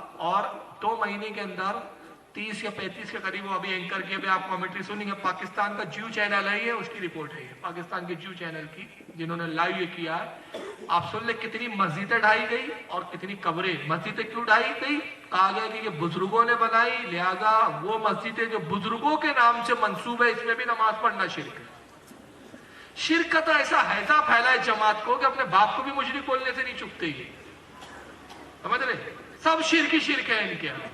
سن لی، دیکھ لیجیے.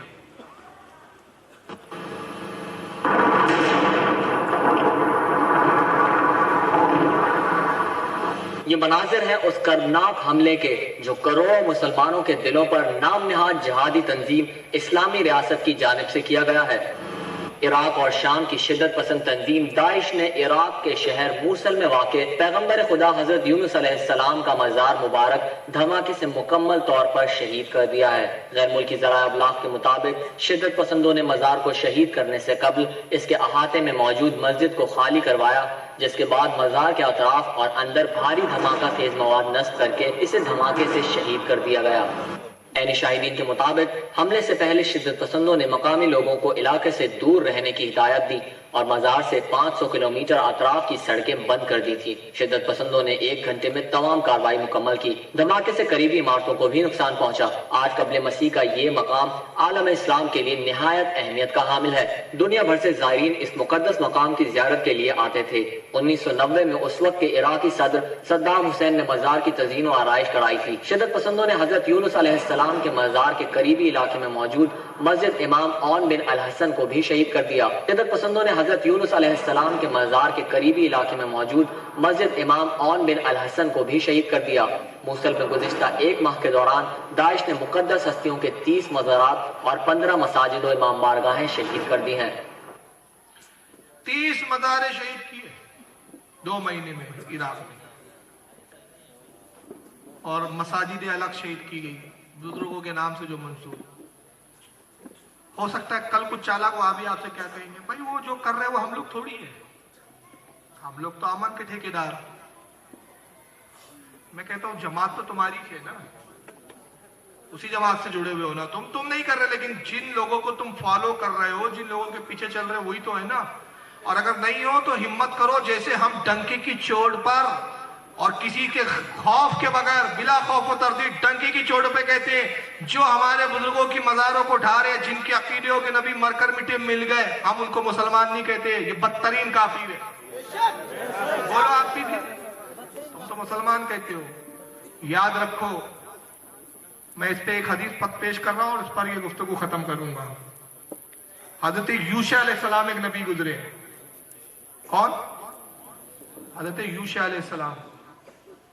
یہ حضرت موسیٰ کے بعد بنی اسرائیل کے نبی بن کر مبعوث کیے گئے، اور جس علاقے میں نبی بنائے گئے 6 لاکھ کی آبادی تھی ان کی۔ ہر اس زمانے میں الگ الگ بستیوں کے الگ الگ نبی ہوتے تھے، رسول ایک ہوتا تھا، نبی الگ الگ کئی ہوتے تھے، ایک زمانے میں ایک ساتھ کئی نبی ہوتے تھے۔ 6 لاکھ کی آبادی تھی، 6 لاکھ کی ایک آبادی کی طرف ان کو مبعوث کیا گیا کہ جاؤ تبلیغ کرو۔ تبلیغ کی انہوں نے، 3 لاکھ لوگ ایمان لائے، اور 3 لاکھ لوگوں نے ایمان لانے سے انکار کر دیا، کفر پر آڑے تھے۔ سمجھاتے رہے حضرت یوشع، کئی 100 سال سمجھایا، 200-250 سال سمجھایا، بڑی طویل عمر ہے حضرت یوشع کی۔ جب مایوس ہو گئے، اللہ سے دعا کی، پروردگار کی اب قوم نہیں ماننے والی، عذاب بھیجے اس پر، اور ان 3 لاکھ بدکاروں پہ عذاب نازل کر فنا کر دے ان کو، تاکہ صرف تیرے نام لیوا رہے۔ اللہ نے فرمایا یوشع تم نکل جاؤ اس بستی سے، پوری 6 لاکھ آبادی کو ختم کرنے والا ہوں۔ کیا فرمایا اللہ نے؟ یوشع تم نکلو تو نہ یہاں سے، آبادی چھوڑ دو، پورے 6 لاکھ پر عذاب آنے والا ہے۔ حضرت یوشع سجدے میں گر گئے، عرض کیا خالق کائنات، میں نے 3 لاکھ گناہگاروں کے لیے دعا کی ہے، اے پروردگار یہ 3 لاکھ تو تیرے ماننے والے ہیں، تیری عبادت کرتے ہیں، تجھے خدا تسلیم کرتے ہیں، ایمان لائے یہ موسیٰ پر مجھ پر، ان پر کیوں عذاب نازل کر رہا ہے؟ اللہ نے فرمایا یوشع یہ 3 لاکھ اگرچہ مجھ پر ایمان رکھتے ہیں، لیکن عذاب ان پر اس لیے آ رہا ہے، یہ وہ 3 لاکھ جو نافرمان ہیں، ان سے قطع تعلق نہیں کرتے، ان سے دوستیاں کرتے ہیں، ان کے ساتھ اٹھتے ہیں، بیٹھتے ہیں، کھاتے پیتے، لہذا یہ بھی مجرم ہے۔ چور کا دوست بھی چور ہوتا ہے، چور کو بھی اچھا سمجھنے والا، چور کو بھی تعریف کرنے والا چوری ہوتا ہے، اگرچہ وہ چوری نہیں کرتا، اگرچہ تم قبروں کو ڈھا نہیں رہے ہو، مگر جو ڈھا رہے ہیں ان کو اپنا گرو گھنٹال تو مانتے ہو، اپنا بزرگ و پیشوا تو جانتے ہو، اپنا عالم تو کہہ رہے ہو، اپنا مولانا تو بتا رہے ہو۔ تو لہذا بہرحال بات بہت لمبی چلے گئی، لیکن اس بہانے کچھ چیزیں آپ کے سامنے آ گئی، تو اللہ تعالیٰ آپ کو توفیق عطا فرمائے کہ آپ سمجھیں کہ ایمان کفر کا اور ایمان کا مجموعہ نہیں ہے اسلام، کفر سے دور رہیں گے تو ہی صحیح معنوں میں آپ مسلمان ہو سکتے ہیں۔ یہ سوال ہے کہ اس وقت کے حرمین شریفین میں جو امام ہے، مطلب اس کی ابتدا میں نماز پڑھنا کیسا ہے؟ یہ آواز کر کے آ رہی ہے؟ نہیں ٹرین نہیں، کیڑے کی آواز آ رہی ہے۔ میں وہ بتانا میں یہ سوال کے جواب میں اتنا ہی کہوں گا کہ اتنا دکھانے کے بعد تو کچھ سمجھنا چاہیے کہ ان کے پیچھے نماز ہوگی کہ نہیں ہوگی؟ چلیے میں ایک بہت چھوٹی سی مثال دے دیتا ہوں۔ ہمارے علماء باقاعدہ ڈنگی کی چوٹ پہ بولتے ہیں کہ وہابی کوئی بھی ہو، وہابی امام کے پیچھے نماز نہیں ہوں گی، لیکن ہمارے کچھ سنی صلح پسند لوگ کیا کہتے ہیں، یار وہ بھی تو نماز پڑھ رہے، اللہ کی تو عبادت کر رہے، کوئی بدھ کو تو نہیں پوج رہے۔ اگر وہ غلط بھی ہے تو ان کی نماز ان کے ساتھ، ہماری نماز ہمارے ساتھ، ہم کو کیا کرنا ہے؟ چلیے میں ان کو سمجھانے کے لیے ایک مثال دیتا ہوں۔ حضرت مولانا تشریف فرمائے، حضرت آپ کا نام حافظ شاہد کمال، مولانا حافظ شاہد کمال صاحب بیٹھے ہیں، سنی ہے، صحیح عقیدہ ہے، متشرع ہے، باشرع ہے، داڑھی ہے، سب کچھ ہے۔ حضرت نے 2 لاکھ لوگوں کو نماز پڑھائی عید کی، 2 لاکھ لوگوں نے حضرت کے پیچھے نماز پڑھی۔ نماز پڑھانے کے بعد حضرت نے کہا کہ حضرات میں آپ لوگوں کو بتا دوں، مجھ سے غلطی ہو گئی، معافی چاہتا ہوں، نماز تو پڑھا دی، بعد میں بیچ میں مجھے خیال آیا دوسری رکعت کے اندر کہ میرا وضو ہی نہیں ہے، حضرات میں نے بغیر وضو کے نماز پڑھا دی۔ مجھے ذرا ایمانداری سے بتائیں وہ 2 لاکھ لوگوں کی نماز ہو گئی؟ ارے ہوئی یا نہیں؟ نہیں ہوئی۔ کیوں نہیں ہوئی؟ جب امامی کی نہیں ہوئی تو آپ کی کہاں سے؟ اور امام وضو سے نہیں ہے، وہاں یہ کیوں نہیں کہتے ارے چھوڑیے مولانا صاحب آپ ایک اکیلے نے وضو نہیں کیا تھا, ہم نے 2 لاکھ لوگ تو وضو سے آئے تھے, آپ کی نماز آپ کے ساتھ, ہماری نماز ہمارے ساتھ. امام صاحب نماز پڑھا رہے, نماز پڑھاتے کر کے آواز نکال دی, سمجھ گئے نا. ابھی نماز چھوڑی نہیں, نماز پڑھائی رہے, نماز ہوئی. آپ کہہ دیجئے چھوڑیے نا مولانا صاحب, تو آپ نے کیا, ہم نے تھوڑی کیا ہے, آپ کی نماز آپ کے ساتھ, ہماری نماز. وہاں اصول نہیں لا رہے آپ, کہہ رہے شریعت کا قانون ہے کہ امام بھی باوضو ہو, امام کا وضو سلامت رہے. تو میں کہتا ہوں جب امام کا وضو نہ ہو تو نماز نہیں ہوتی, جس امام کا ایمان ہی نہ ہو کیسے ہوں گی نماز؟ ارے یہاں تو مومن ہونے کے بعد وضو نہیں ہے تو نماز نہیں ہو رہی, اور یہ خبیث کا تو ایمان ہی نہیں ہے. جو نماز پڑھاتا اور عقیدہ یہ رکھتا ہوں نبی مر گئے مٹی میں مل گئے, اس کا کیا نماز ہے؟ جس خبیث کا عقیدہ یہ ہو کہ نبی اپنی بیٹی فاطمہ کو نہ بچا سکے, اس کی نماز اس کو کیا بچائیں گی خبیث کو؟ تو حرم کے امام کے پیچھے نہیں ہوتی, کیونکہ ان کا عقیدہ وہابی عقیدے پر ہے. اور یہ جو جاہل لوگ کہتے ہیں نا, میں جاہل کہتا ہوں ایسے کو, ارے تم یہاں باتیں کرتے ہو یار, وہاں تو نماز نہیں پڑھو تو حج نہیں ہوتا. تو ان سے ایک سوال, کون سی کتاب میں کوئی مائیکل آل مجھے ایک کتاب کا نام بتایا جس میں لکھا ہو کہ حرم کے امام کے پیچھے نماز نہیں پڑھی تو حج نہیں ہوتا؟ چلو یہ تو سوال بہت مشکل ہے, قیامت آ جائے گی اس کا جواب نہیں لا سکیں گے. اتنا ہی لا دے کہ حرم کے امام کے پیچھے نماز پڑھنا حج کا کون سا رکن ہے؟ فرض ہے, واجب ہے, سنت ہے, مستحب ہے, کیا ہے؟ کچھ بھی نہیں ہے. جیسے یہاں 5 وقت کی نماز پڑھنا ہے ویسے وہاں پڑھنا ہے. کوئی ضروری نہیں ہے کہ وہ وہابی امام ہو تو اس کے پیچھے پڑھے, آپ اپنی تنہا پڑھے, آپ کو جماعت کا ہی ثواب ملے گا, کیونکہ امام خبیث ہے, مجبوری ہے آپ کی. اور اگر آپ کو موقع ملے, اگر آپ 2 لوگ مل کر بھی جماعت قائم کر لے تو اتنا ہی ثواب ہے جتنا 10 کروڑ لوگ پڑھے جماعت بنا کے, اتنا کوئی فرق نہیں. جماعت ہے. حضور نے یہ نہیں کہا کسی حدیث میں کہ جس جماعت میں لوگ جتنے زیادہ ہو اتنا ثواب زیادہ ہوتا ہے, یہ نہیں فرمایا آقا نے. 2 لوگ بھی ہو تو جماعت ہے, اور 2 کروڑ لوگ بھی ہو تو جماعت ہے. ثواب ایک ہی ہے, جماعت کا جو ثواب ہے بس وہ مل گیا. تو حج کا کوئی رکن ہی نہیں. حج کا رکن کیا ہے؟ قربانی کرنا, وہ کنکریاں مارنا, عرفات اور مزدلفہ پہ ٹھہرنا, یہ حج کا رکن ہے.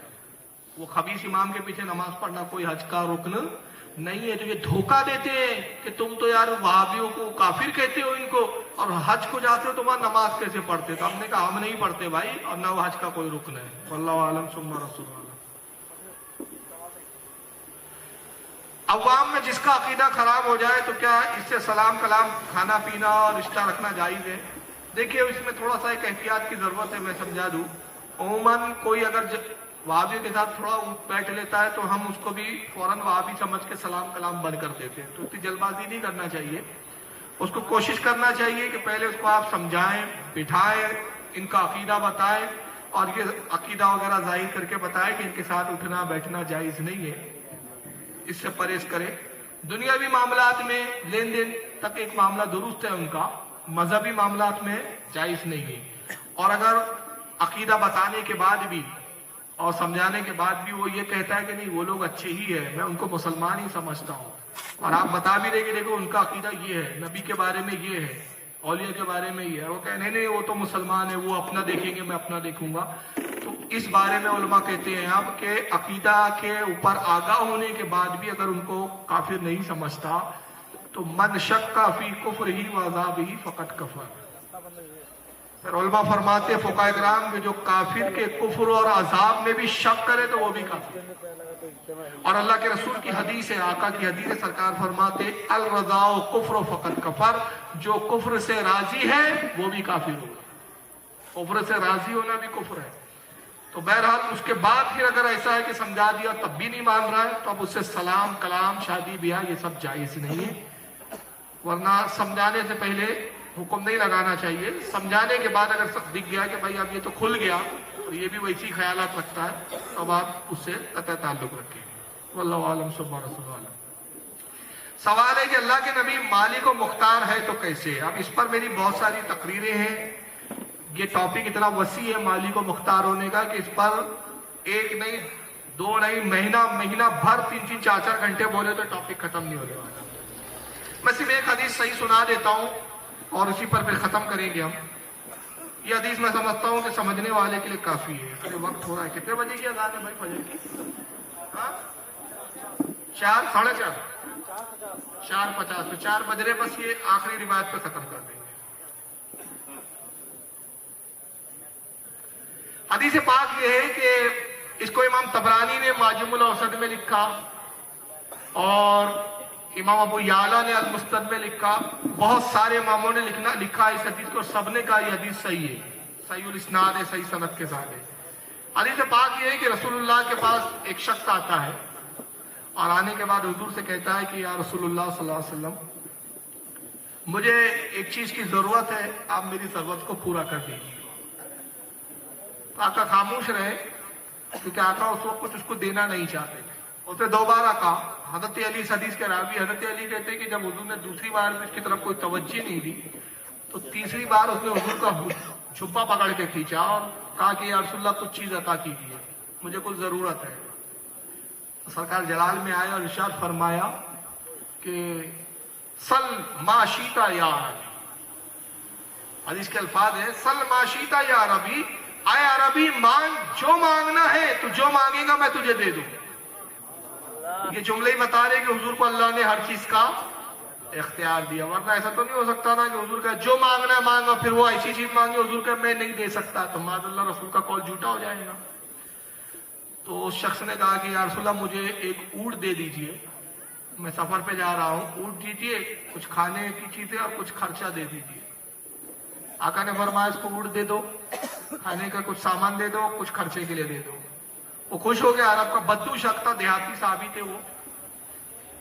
حضرت علی کہتے کہ جب حضور نے یہ کہا کہ مانگ کیا مانگتا ہے تو ہم صحابہ آپس میں گفتگو کرنے لگے کہ یقیناً یہ حضور سے کہیں گے کہ مجھے جنت دے دیجیے. مگر افسوس اس نے اونٹ مانگا. اونٹ مانگ کر جب وہ جانے لگا خوشی خوشی تو آقا اس کو بڑی حسرت سے دیکھ رہے ہیں اور حضور فرماتے ہیں کہ لوگوں یہ بنی اسرائیل قوم کی بڑھیا سے گیا بیتا نکلا. صحابہ نے کہا یا رسول اللہ بنی اسرائیل کی کون سی بڑھیا سے گیا بیتا نکلا؟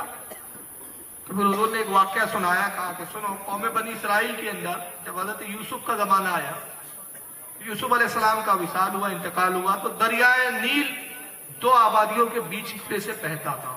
ایک آبادی دریا کی اس طرف تھی, ایک آبادی اس طرف تھی. دونوں آبادی والوں میں جھگڑا ہو گیا, جنگ چھڑ گئی. ہر آبادی والا چاہتا تھا کہ حضرت یوسف کو ہم اپنے علاقے میں دفن کریں تاکہ برکتیں ملیں. آخر میں قوم کے کچھ بوڑھے سامنے آئے, انہوں نے کہا لڑو مت, جھگڑو مت, اللہ کے نبی کا جسم مبارک رکھا ہوا ہے, جنازہ رکھا ہے, تم لڑ رہے ہو, آؤ اللہ سے دعا کرو, جو اللہ اپنے نبی کے بارے میں بہتر جانے گا وہ ظاہر کرے گا. تو انہوں نے دعا کی کہ مولا تیرے نبی یوسف کے لیے جو بہتر ہے وہ ظاہر کر دے. تو حضور فرماتے ہیں کہ تبھی دریائے نیل پھٹا اور بیچ میں سے راستہ ظاہر ہوا. تو قوم سمجھ گئی کہ اللہ کی مرضی کیا ہے. یوسف علیہ السلام کے جسم کو لایا, بیچ دریا میں انہوں نے گڑھا کھودا اور وہاں ان کو دفن کر دیا. دفن کر کے جب وہ ہٹے تو آپ کے جسم سے پانی بہنے لگا. حضور فرماتے ہیں کہ اس پانی میں یہ تاثیر پیدا ہوئی دریائے نیل کی کہ آپ کی قبر کو جب چھو کر جو پانی گزرتا تھا, بیمار اس کو پی لیتے تھے تو شفا ہو جاتی تھی. 313 سال یا 300 کچھ سال حضرت یوسف کا جسم دریائے نیل کے اندر رہا, پانی اوپر بہتا رہا. اب ظاہر ہے کہ قبر تو کوئی پکی تو تھی نہیں, واٹر پروف, تو پانی اندر بھی جاتا ہوگا نا. لیکن حضرت یوسف کا جسم 300 سال میں پانی میں رہ کر بھی نہ سڑا, نہ گلا, نہ کچھ اس کو نقصان ہوا. 300 سال کے بعد حضرت موسیٰ علیہ السلام آئے اور قوم بنی اسرائیل کو فرعون سے آزاد کرا کے لے جا رہے ہیں. پیچھے فرعون لگا ہوا ہے. دریا نیل پہ پہنچے, عصا مارا, دریا پھٹا. پھر جب بیچ دریا میں پہنچے اللہ نے وحی کی اور وحی یہ نازل کی کہ موسیٰ یہاں پر یوسف ہمارے نبی کی مزار اور قبر ہے, قبر کو کھودو اور یوسف کے جسم کو اپنے ساتھ لے جاؤ. اور وہ اس لیے کہ جہاں نبی ہوتا ہے, اللہ فرماتا ہے کہ موسیٰ لے جاؤ, اس لیے کہ جہاں نبی ہوتا ہے وہاں ہم عذاب نہیں نازل کرتے, اور جہاں عذاب آئے وہاں نبی نہیں ہوتا. تو یوسف کو لے جاؤ. عرض کی مولا وہ جگہ خاص کہاں ہے جہاں تیرے نبی یوسف کا جسم ہے؟ تو اللہ نے فرمایا کہ اے موسیٰ تیرے قوم میں ایک ضعیفہ, ایک بڑھیا ہے جس کی عمر 300 کچھ سال ہے, اس سے پوچھو وہ بتائے.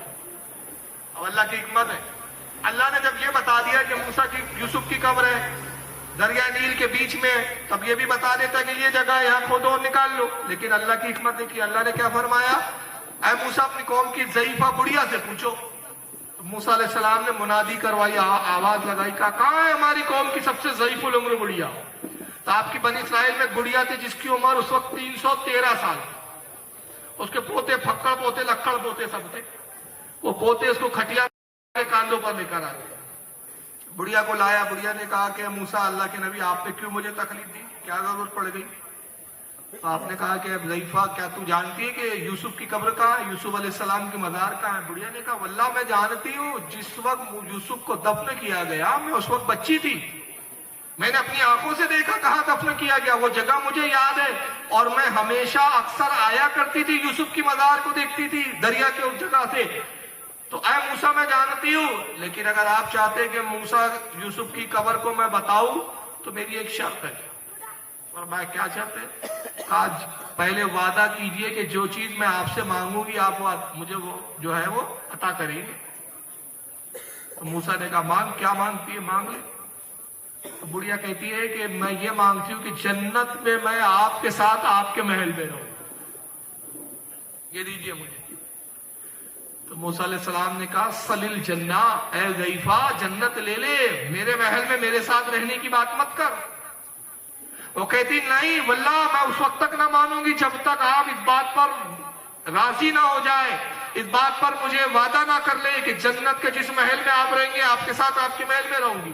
آپ نے کہا بڑھیا اس محل میں تو میری بیوی صفورہ رہے گی، تو کہاں چلی آ رہی گی؟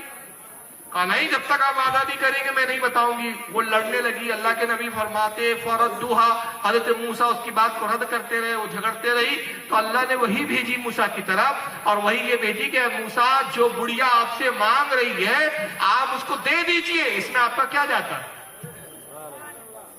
واہ! تو حضرت موسیٰ نے کہا جا، جنت میں میں تجھے اپنے ساتھ رکھنے پہ راضی ہو گیا۔ یہاں وہی یہ نہیں آئی کہ موسیٰ وہ بڑھیا بھی مشرک ہے جو تم سے جنت مانگ رہی ہے، تو بھی مشرک جو بول رہا ہے کہ جنت لے لے، جنت تو ہماری ہے، یہ نہیں آئی وہی، بلکہ کیا آیا کہ موسیٰ جو وہ مانگ رہی ہے آپ دے دیجئے۔ آقا نے واقعہ بتایا، کہا کہ سنو اس ضعیفہ نے یوسف کی قبر بتانے کے بعد جنت مانگ لیا، اور میں نے اس دیہاتی صحابی سے خود کہا مانگ، کیا مانگتا ہے؟ قسم وحدہ لا شریک کی، اگر وہ مجھ سے کہتا ہے کہ محمد میں جنت میں آپ کے ساتھ رہنا چاہتا ہوں تو میں اس کو یہ معاملہ دے دیتا، عطا کرتا۔ اب اس سے بڑا کیا اختیار چاہیے آپ کو رسول کا، کہ حضور مالک جنت ہے، جس کو چاہے جنت عطا کر دے۔ تو اعلیٰ حضرت اسی لیے کہتے ہیں لا ورب العرش، جس کو جو ملا ان سے ملا، بٹی ہے کونین میں نعمت رسول اللہ۔ تو حضور کو اللہ تعالیٰ نے بہت سارے اختیارات دیے، سرکار خود فرماتے ہیں شفاعتی امتی لأہل الکبائر، میری شفاعت میری امت کے بڑے گناہ گاروں کے لیے، چھوٹے گناہ گاروں کو تو میری امت کے اولیاء دیکھیں گے، میری شفاعت میری امت کے بڑے گناہ گاروں کے لیے ہے۔ تو آقا تو جنت دیں گے، جنت سے بڑھ کر کوئی چیز ہے ہی نہیں کائنات میں، سب سے بڑی نعمت وہ ہے۔ تو جب آقا جنت دے سکتے ہیں تو پھر چھوٹی موٹی چیزیں دینے کا سوال ہی نہیں پیدا ہوتا۔ اور قرآن خود فرماتا ہے وَلَوْ أَنَّهُمْ إِذْ ظَلَمُوا أَنفُسَهُمْ جَاءُوا، اے لوگو جب تم اپنی جانوں پہ ظلم کرو تو میرے نبی کی بارگاہ میں میرے نبی سے مانگو، مغفرت میرے نبی سے طلب کرو، شفاعت میرے نبی سے طلب کرو، جو مانگو گے نبی سے ملیں گا۔ بہت سارے واقعات اس پر گھنٹوں بولا جا سکتا ہے، ایک واقعہ یاد آ رہا ہے، اس پہ ختم کر رہا ہوں کہ جنگ بدر یا احد میں حضرت قتادہ ایک صحابی ہے، وہ جنگ کر رہے تھے، ایک تیر آیا سنسناتا ہوا اور آگ کو بھیجتا ہوا نکل گیا، آگ کا یہ گولہ باہر نکل گیا ان کا، اور یہ ایک نس سے آگ ان کی لٹکنے لگی۔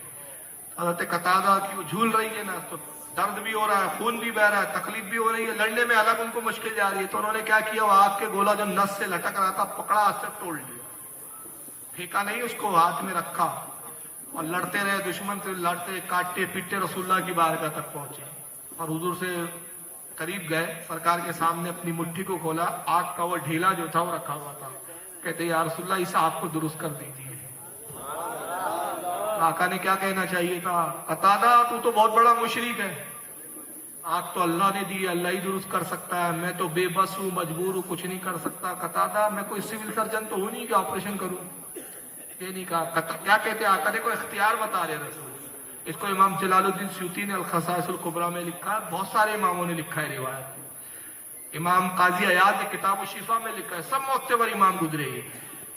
تو کہتے ہیں کہ قتادہ تیری آنکھ ضائع ہو گئی، ایک آنکھ سے تو دیکھ سکتا ہے، تو ایک آنکھ سے اگر نابینا رہنے پر صلح کر لے، صبر کر لے، تو اس کے عوض میں تجھے جنت دے دے، جنت لے لے، اور ایک آنکھ پہ نابینا ہونے پہ صبر کر لے۔ تو قتادہ صحابی تھے، بہت ہوشیار تھے، بہت چالاک تھے۔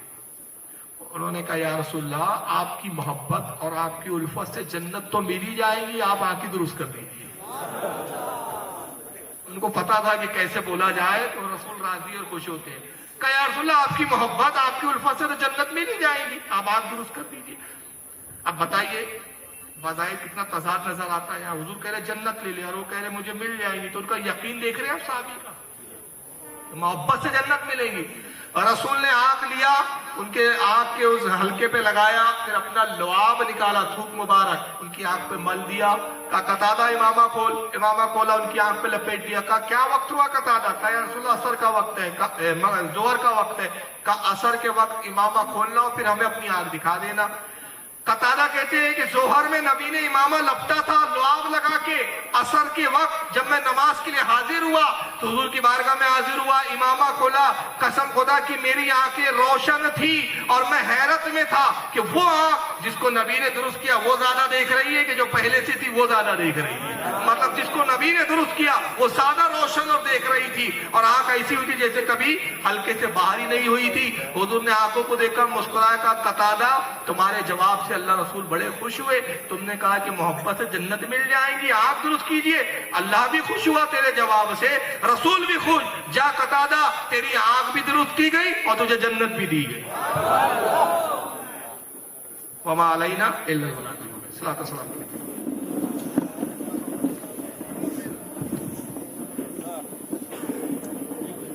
مصطفیٰ جان رحمت پیلا کو سلام، مصطفیٰ جان رحمت پیلا کو سلام، شمع بز میں ہدایت پیلا،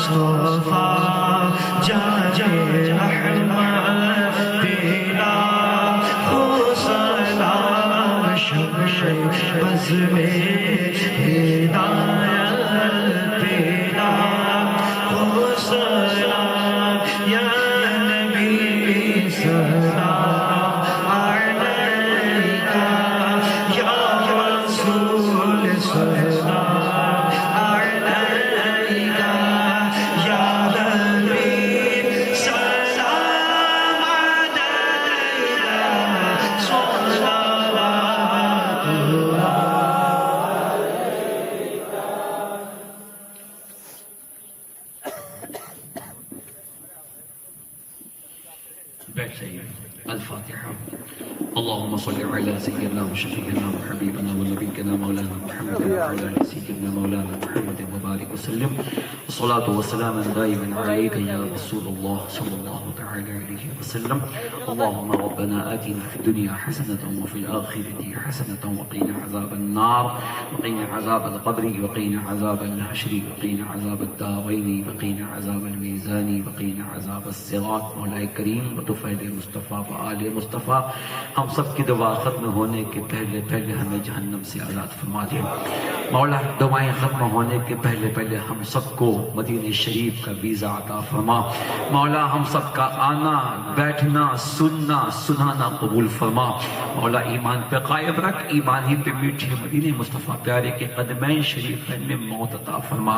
اے اللہ کچھ نہ رہے عشق مصطفیٰ باقی رہے، کچھ رہے نہ رہے عشق مصطفیٰ باقی رہے. ہمارے بچوں کو، ہمارے جوانوں کو، بوڑھوں کو، ماؤں کو، بہنوں کو، سب کے دلوں کو مصطفیٰ جان رحمت کی محبت کا مدینہ بنا دیں. مولا کریم دین کے دشمن ہیں، دین کے باغی ہیں، مصطفیٰ کے باغی ہیں، اسے محفوظ فرما. اے اللہ مسلک حق یعنی مسلک اعلیٰ حضرت زندگی کے آخری سانس تک سختی کے ساتھ قائم رہنے کی توفیق عطا فرما. جتنے سنی حضرات ہیں، قادری ہیں، اشرفی ہیں، رضوی ہیں، برکاتی حبیبی ہیں، سب کو مل جل کے ایک ساتھ مسلک رضا کی چھاؤں میں زندگی گزارنے والا بنا. مولا اس پروگرام میں حصہ لینے والوں کو دونوں عالم کی برکتیں عطا فرما. بچوں نوجوان نے بڑی مشقت کی ہے، بڑی محنت کی ہے. مولا ان کی کاوش قبول فرما، ان کو دین کے لیے آغوش کرنے کی توفیق عطا فرما. ان سب کو دین کا غازی بنا، مسجد کا نمازی بنا، پکا عاشق رسول بنا. اور دونوں عالم کی نعمتیں، عظمتیں، برکتیں عطا فرما. مولا کریم جتنے علماء یہاں موجود ہیں سب کے علم میں، عمر میں، تقوی میں بے پناہ برکتیں عطا فرما. مولا کریم ہمارے صدر قبلہ فاروق خان صاحب رضوی ہماری شان ہیں، ہماری مسلک کی پہچان ہے. مولا کریم ان کو دشمنوں سے، حاسدوں سے محفوظ فرما دے. ان کے علم میں بے پناہ برکتیں عطا فرما. ایک زمانے کو ان کے فیضان علمی سے مستفیض ہونے کی توفیق عطا فرما. مولا ان کے عمر میں برکت ہو، علم میں برکت ہو، صحت میں برکت ہو. ایک زمانہ ان کے علم سے فیضیاب ہو. مولا کریم قبرستان ہے یہاں جو ہمارے سنی بھائی بہن مدفون ہیں، سب کو بخش دے، سب کو بہشت میں اعلیٰ مقام عطا فرما. ناز ہوٹل والے کی امی جان حلیمہ خاتون انتقال کر کی مولا نے بخش دے.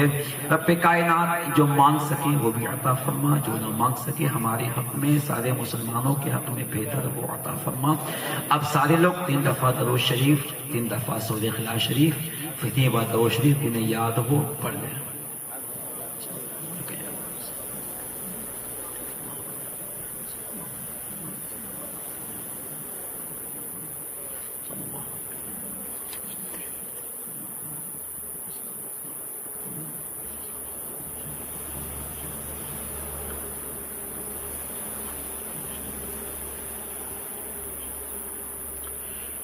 میرے آقا حسین ہم یہیں سے آپ کی بارگاہ میں حاضر ہیں. حضور ہم آپ کو دیکھیں نہ دیکھیں، ہمارا عقیدہ ہے کہ آپ سبوں کو دیکھ رہے ہیں. ہم سب پہ نگاہ کرم ڈال دیں. آپ کو حضرت علی اصغر کا صدقہ، حضرت اکبر کا واسطہ ہم پہ نگاہ کرم ڈالیں. سرکار ہماری جھولیاں بھرتے ہیں، ہم کچھ بھی ہیں آپ کی بھکاری ہیں، آپ کی بارگاہ سے لگے ہیں. ہم پہ توجہ ڈالیں، کرم فرما دے. غوث اعظم بمن بے سر و سما مدد، قبلہ ایدی مدد، کعبہ امام مدد. آپ ہیں نور علی، نور نبی، نور خدا. آپ کی دید ہے کس کس کے نظارے خواجہ. اس توقع پہ کہ تقدیر یہاں بنتی ہے، جمع ہو جاتے ہیں تقدیر کے مارے خواجہ. حق معین، ایک آواز میں حق معین، حق معین، حق معین. اے شفیع زمانہ زمانے مدد نما درحائے بستراز کلی دے کرم کشا. ان اللہ ملائکتہ یصلون علی النبی یا ایہا الذین آمنوا صلوا علیہ وسلموا تسلیما. ولقد لا بکمالہ کشف الدجى بجمالہ حسنت جمیع خصالہ. صلوا علیہ وآلہ. سبحان ربک رب العزة عما یصفون والسلام علی المرسلین والحمد للہ رب العالمین. بحق لا الہ الا اللہ.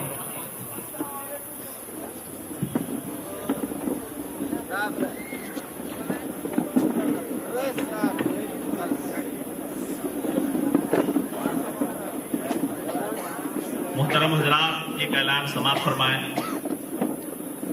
انجمن خدمت خلق کی طرف سے نہایت ہی شادمانی کے ساتھ یہ اعلان کیا جاتا ہے کہ ہر سال کی طرح اس سال بھی جلسہ شہیدان کربلا آئندہ 28 نومبر 2015 بروز سنیچر بعد نماز عشاء بمقام نزد جامع مسجد دربھنگہ ٹولہ غریب نواز چوک سلیگوڑی میں نہایت شان و شوکت کے ساتھ منعقد ہونے جا رہا ہے۔ اس جلسے میں پیر طریقت قائد ملت پاسبان اہل سنت گلے گلزار چمستان اشرف حضرت علامہ سید شاہ محمود اشرف صاحب قبلہ سجادہ نشی کچھوچے مقدسہ کی تشریف آوری کی توقع ہے۔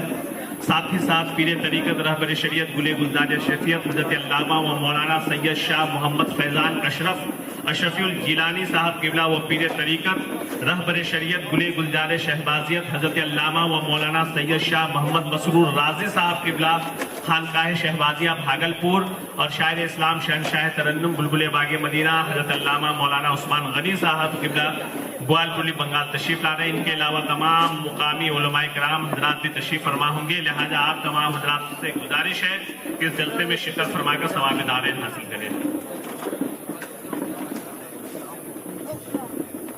حضرات سے گزارش ہے اس میں شرکت فرما کر ثواب دارین حاصل کریں۔ میٹھے اسلامی بھائیو، ایک اعلان یہ بھی سماعت فرما دے کہ دعوت اسلامی کا ہفتہ وار مسجد اجتماع ہر سنیچر کو عشاء کی نماز کے بعد کربلا کی مسجد میں شروع ہو جاتا ہے۔ تمامی عاشقان رسول سے مدنی عرض ہے کہ دعوت اسلامی کی اس مدنی شریفہ میں تشریف لائیں اور دل کو باغ مدینہ بنائیں۔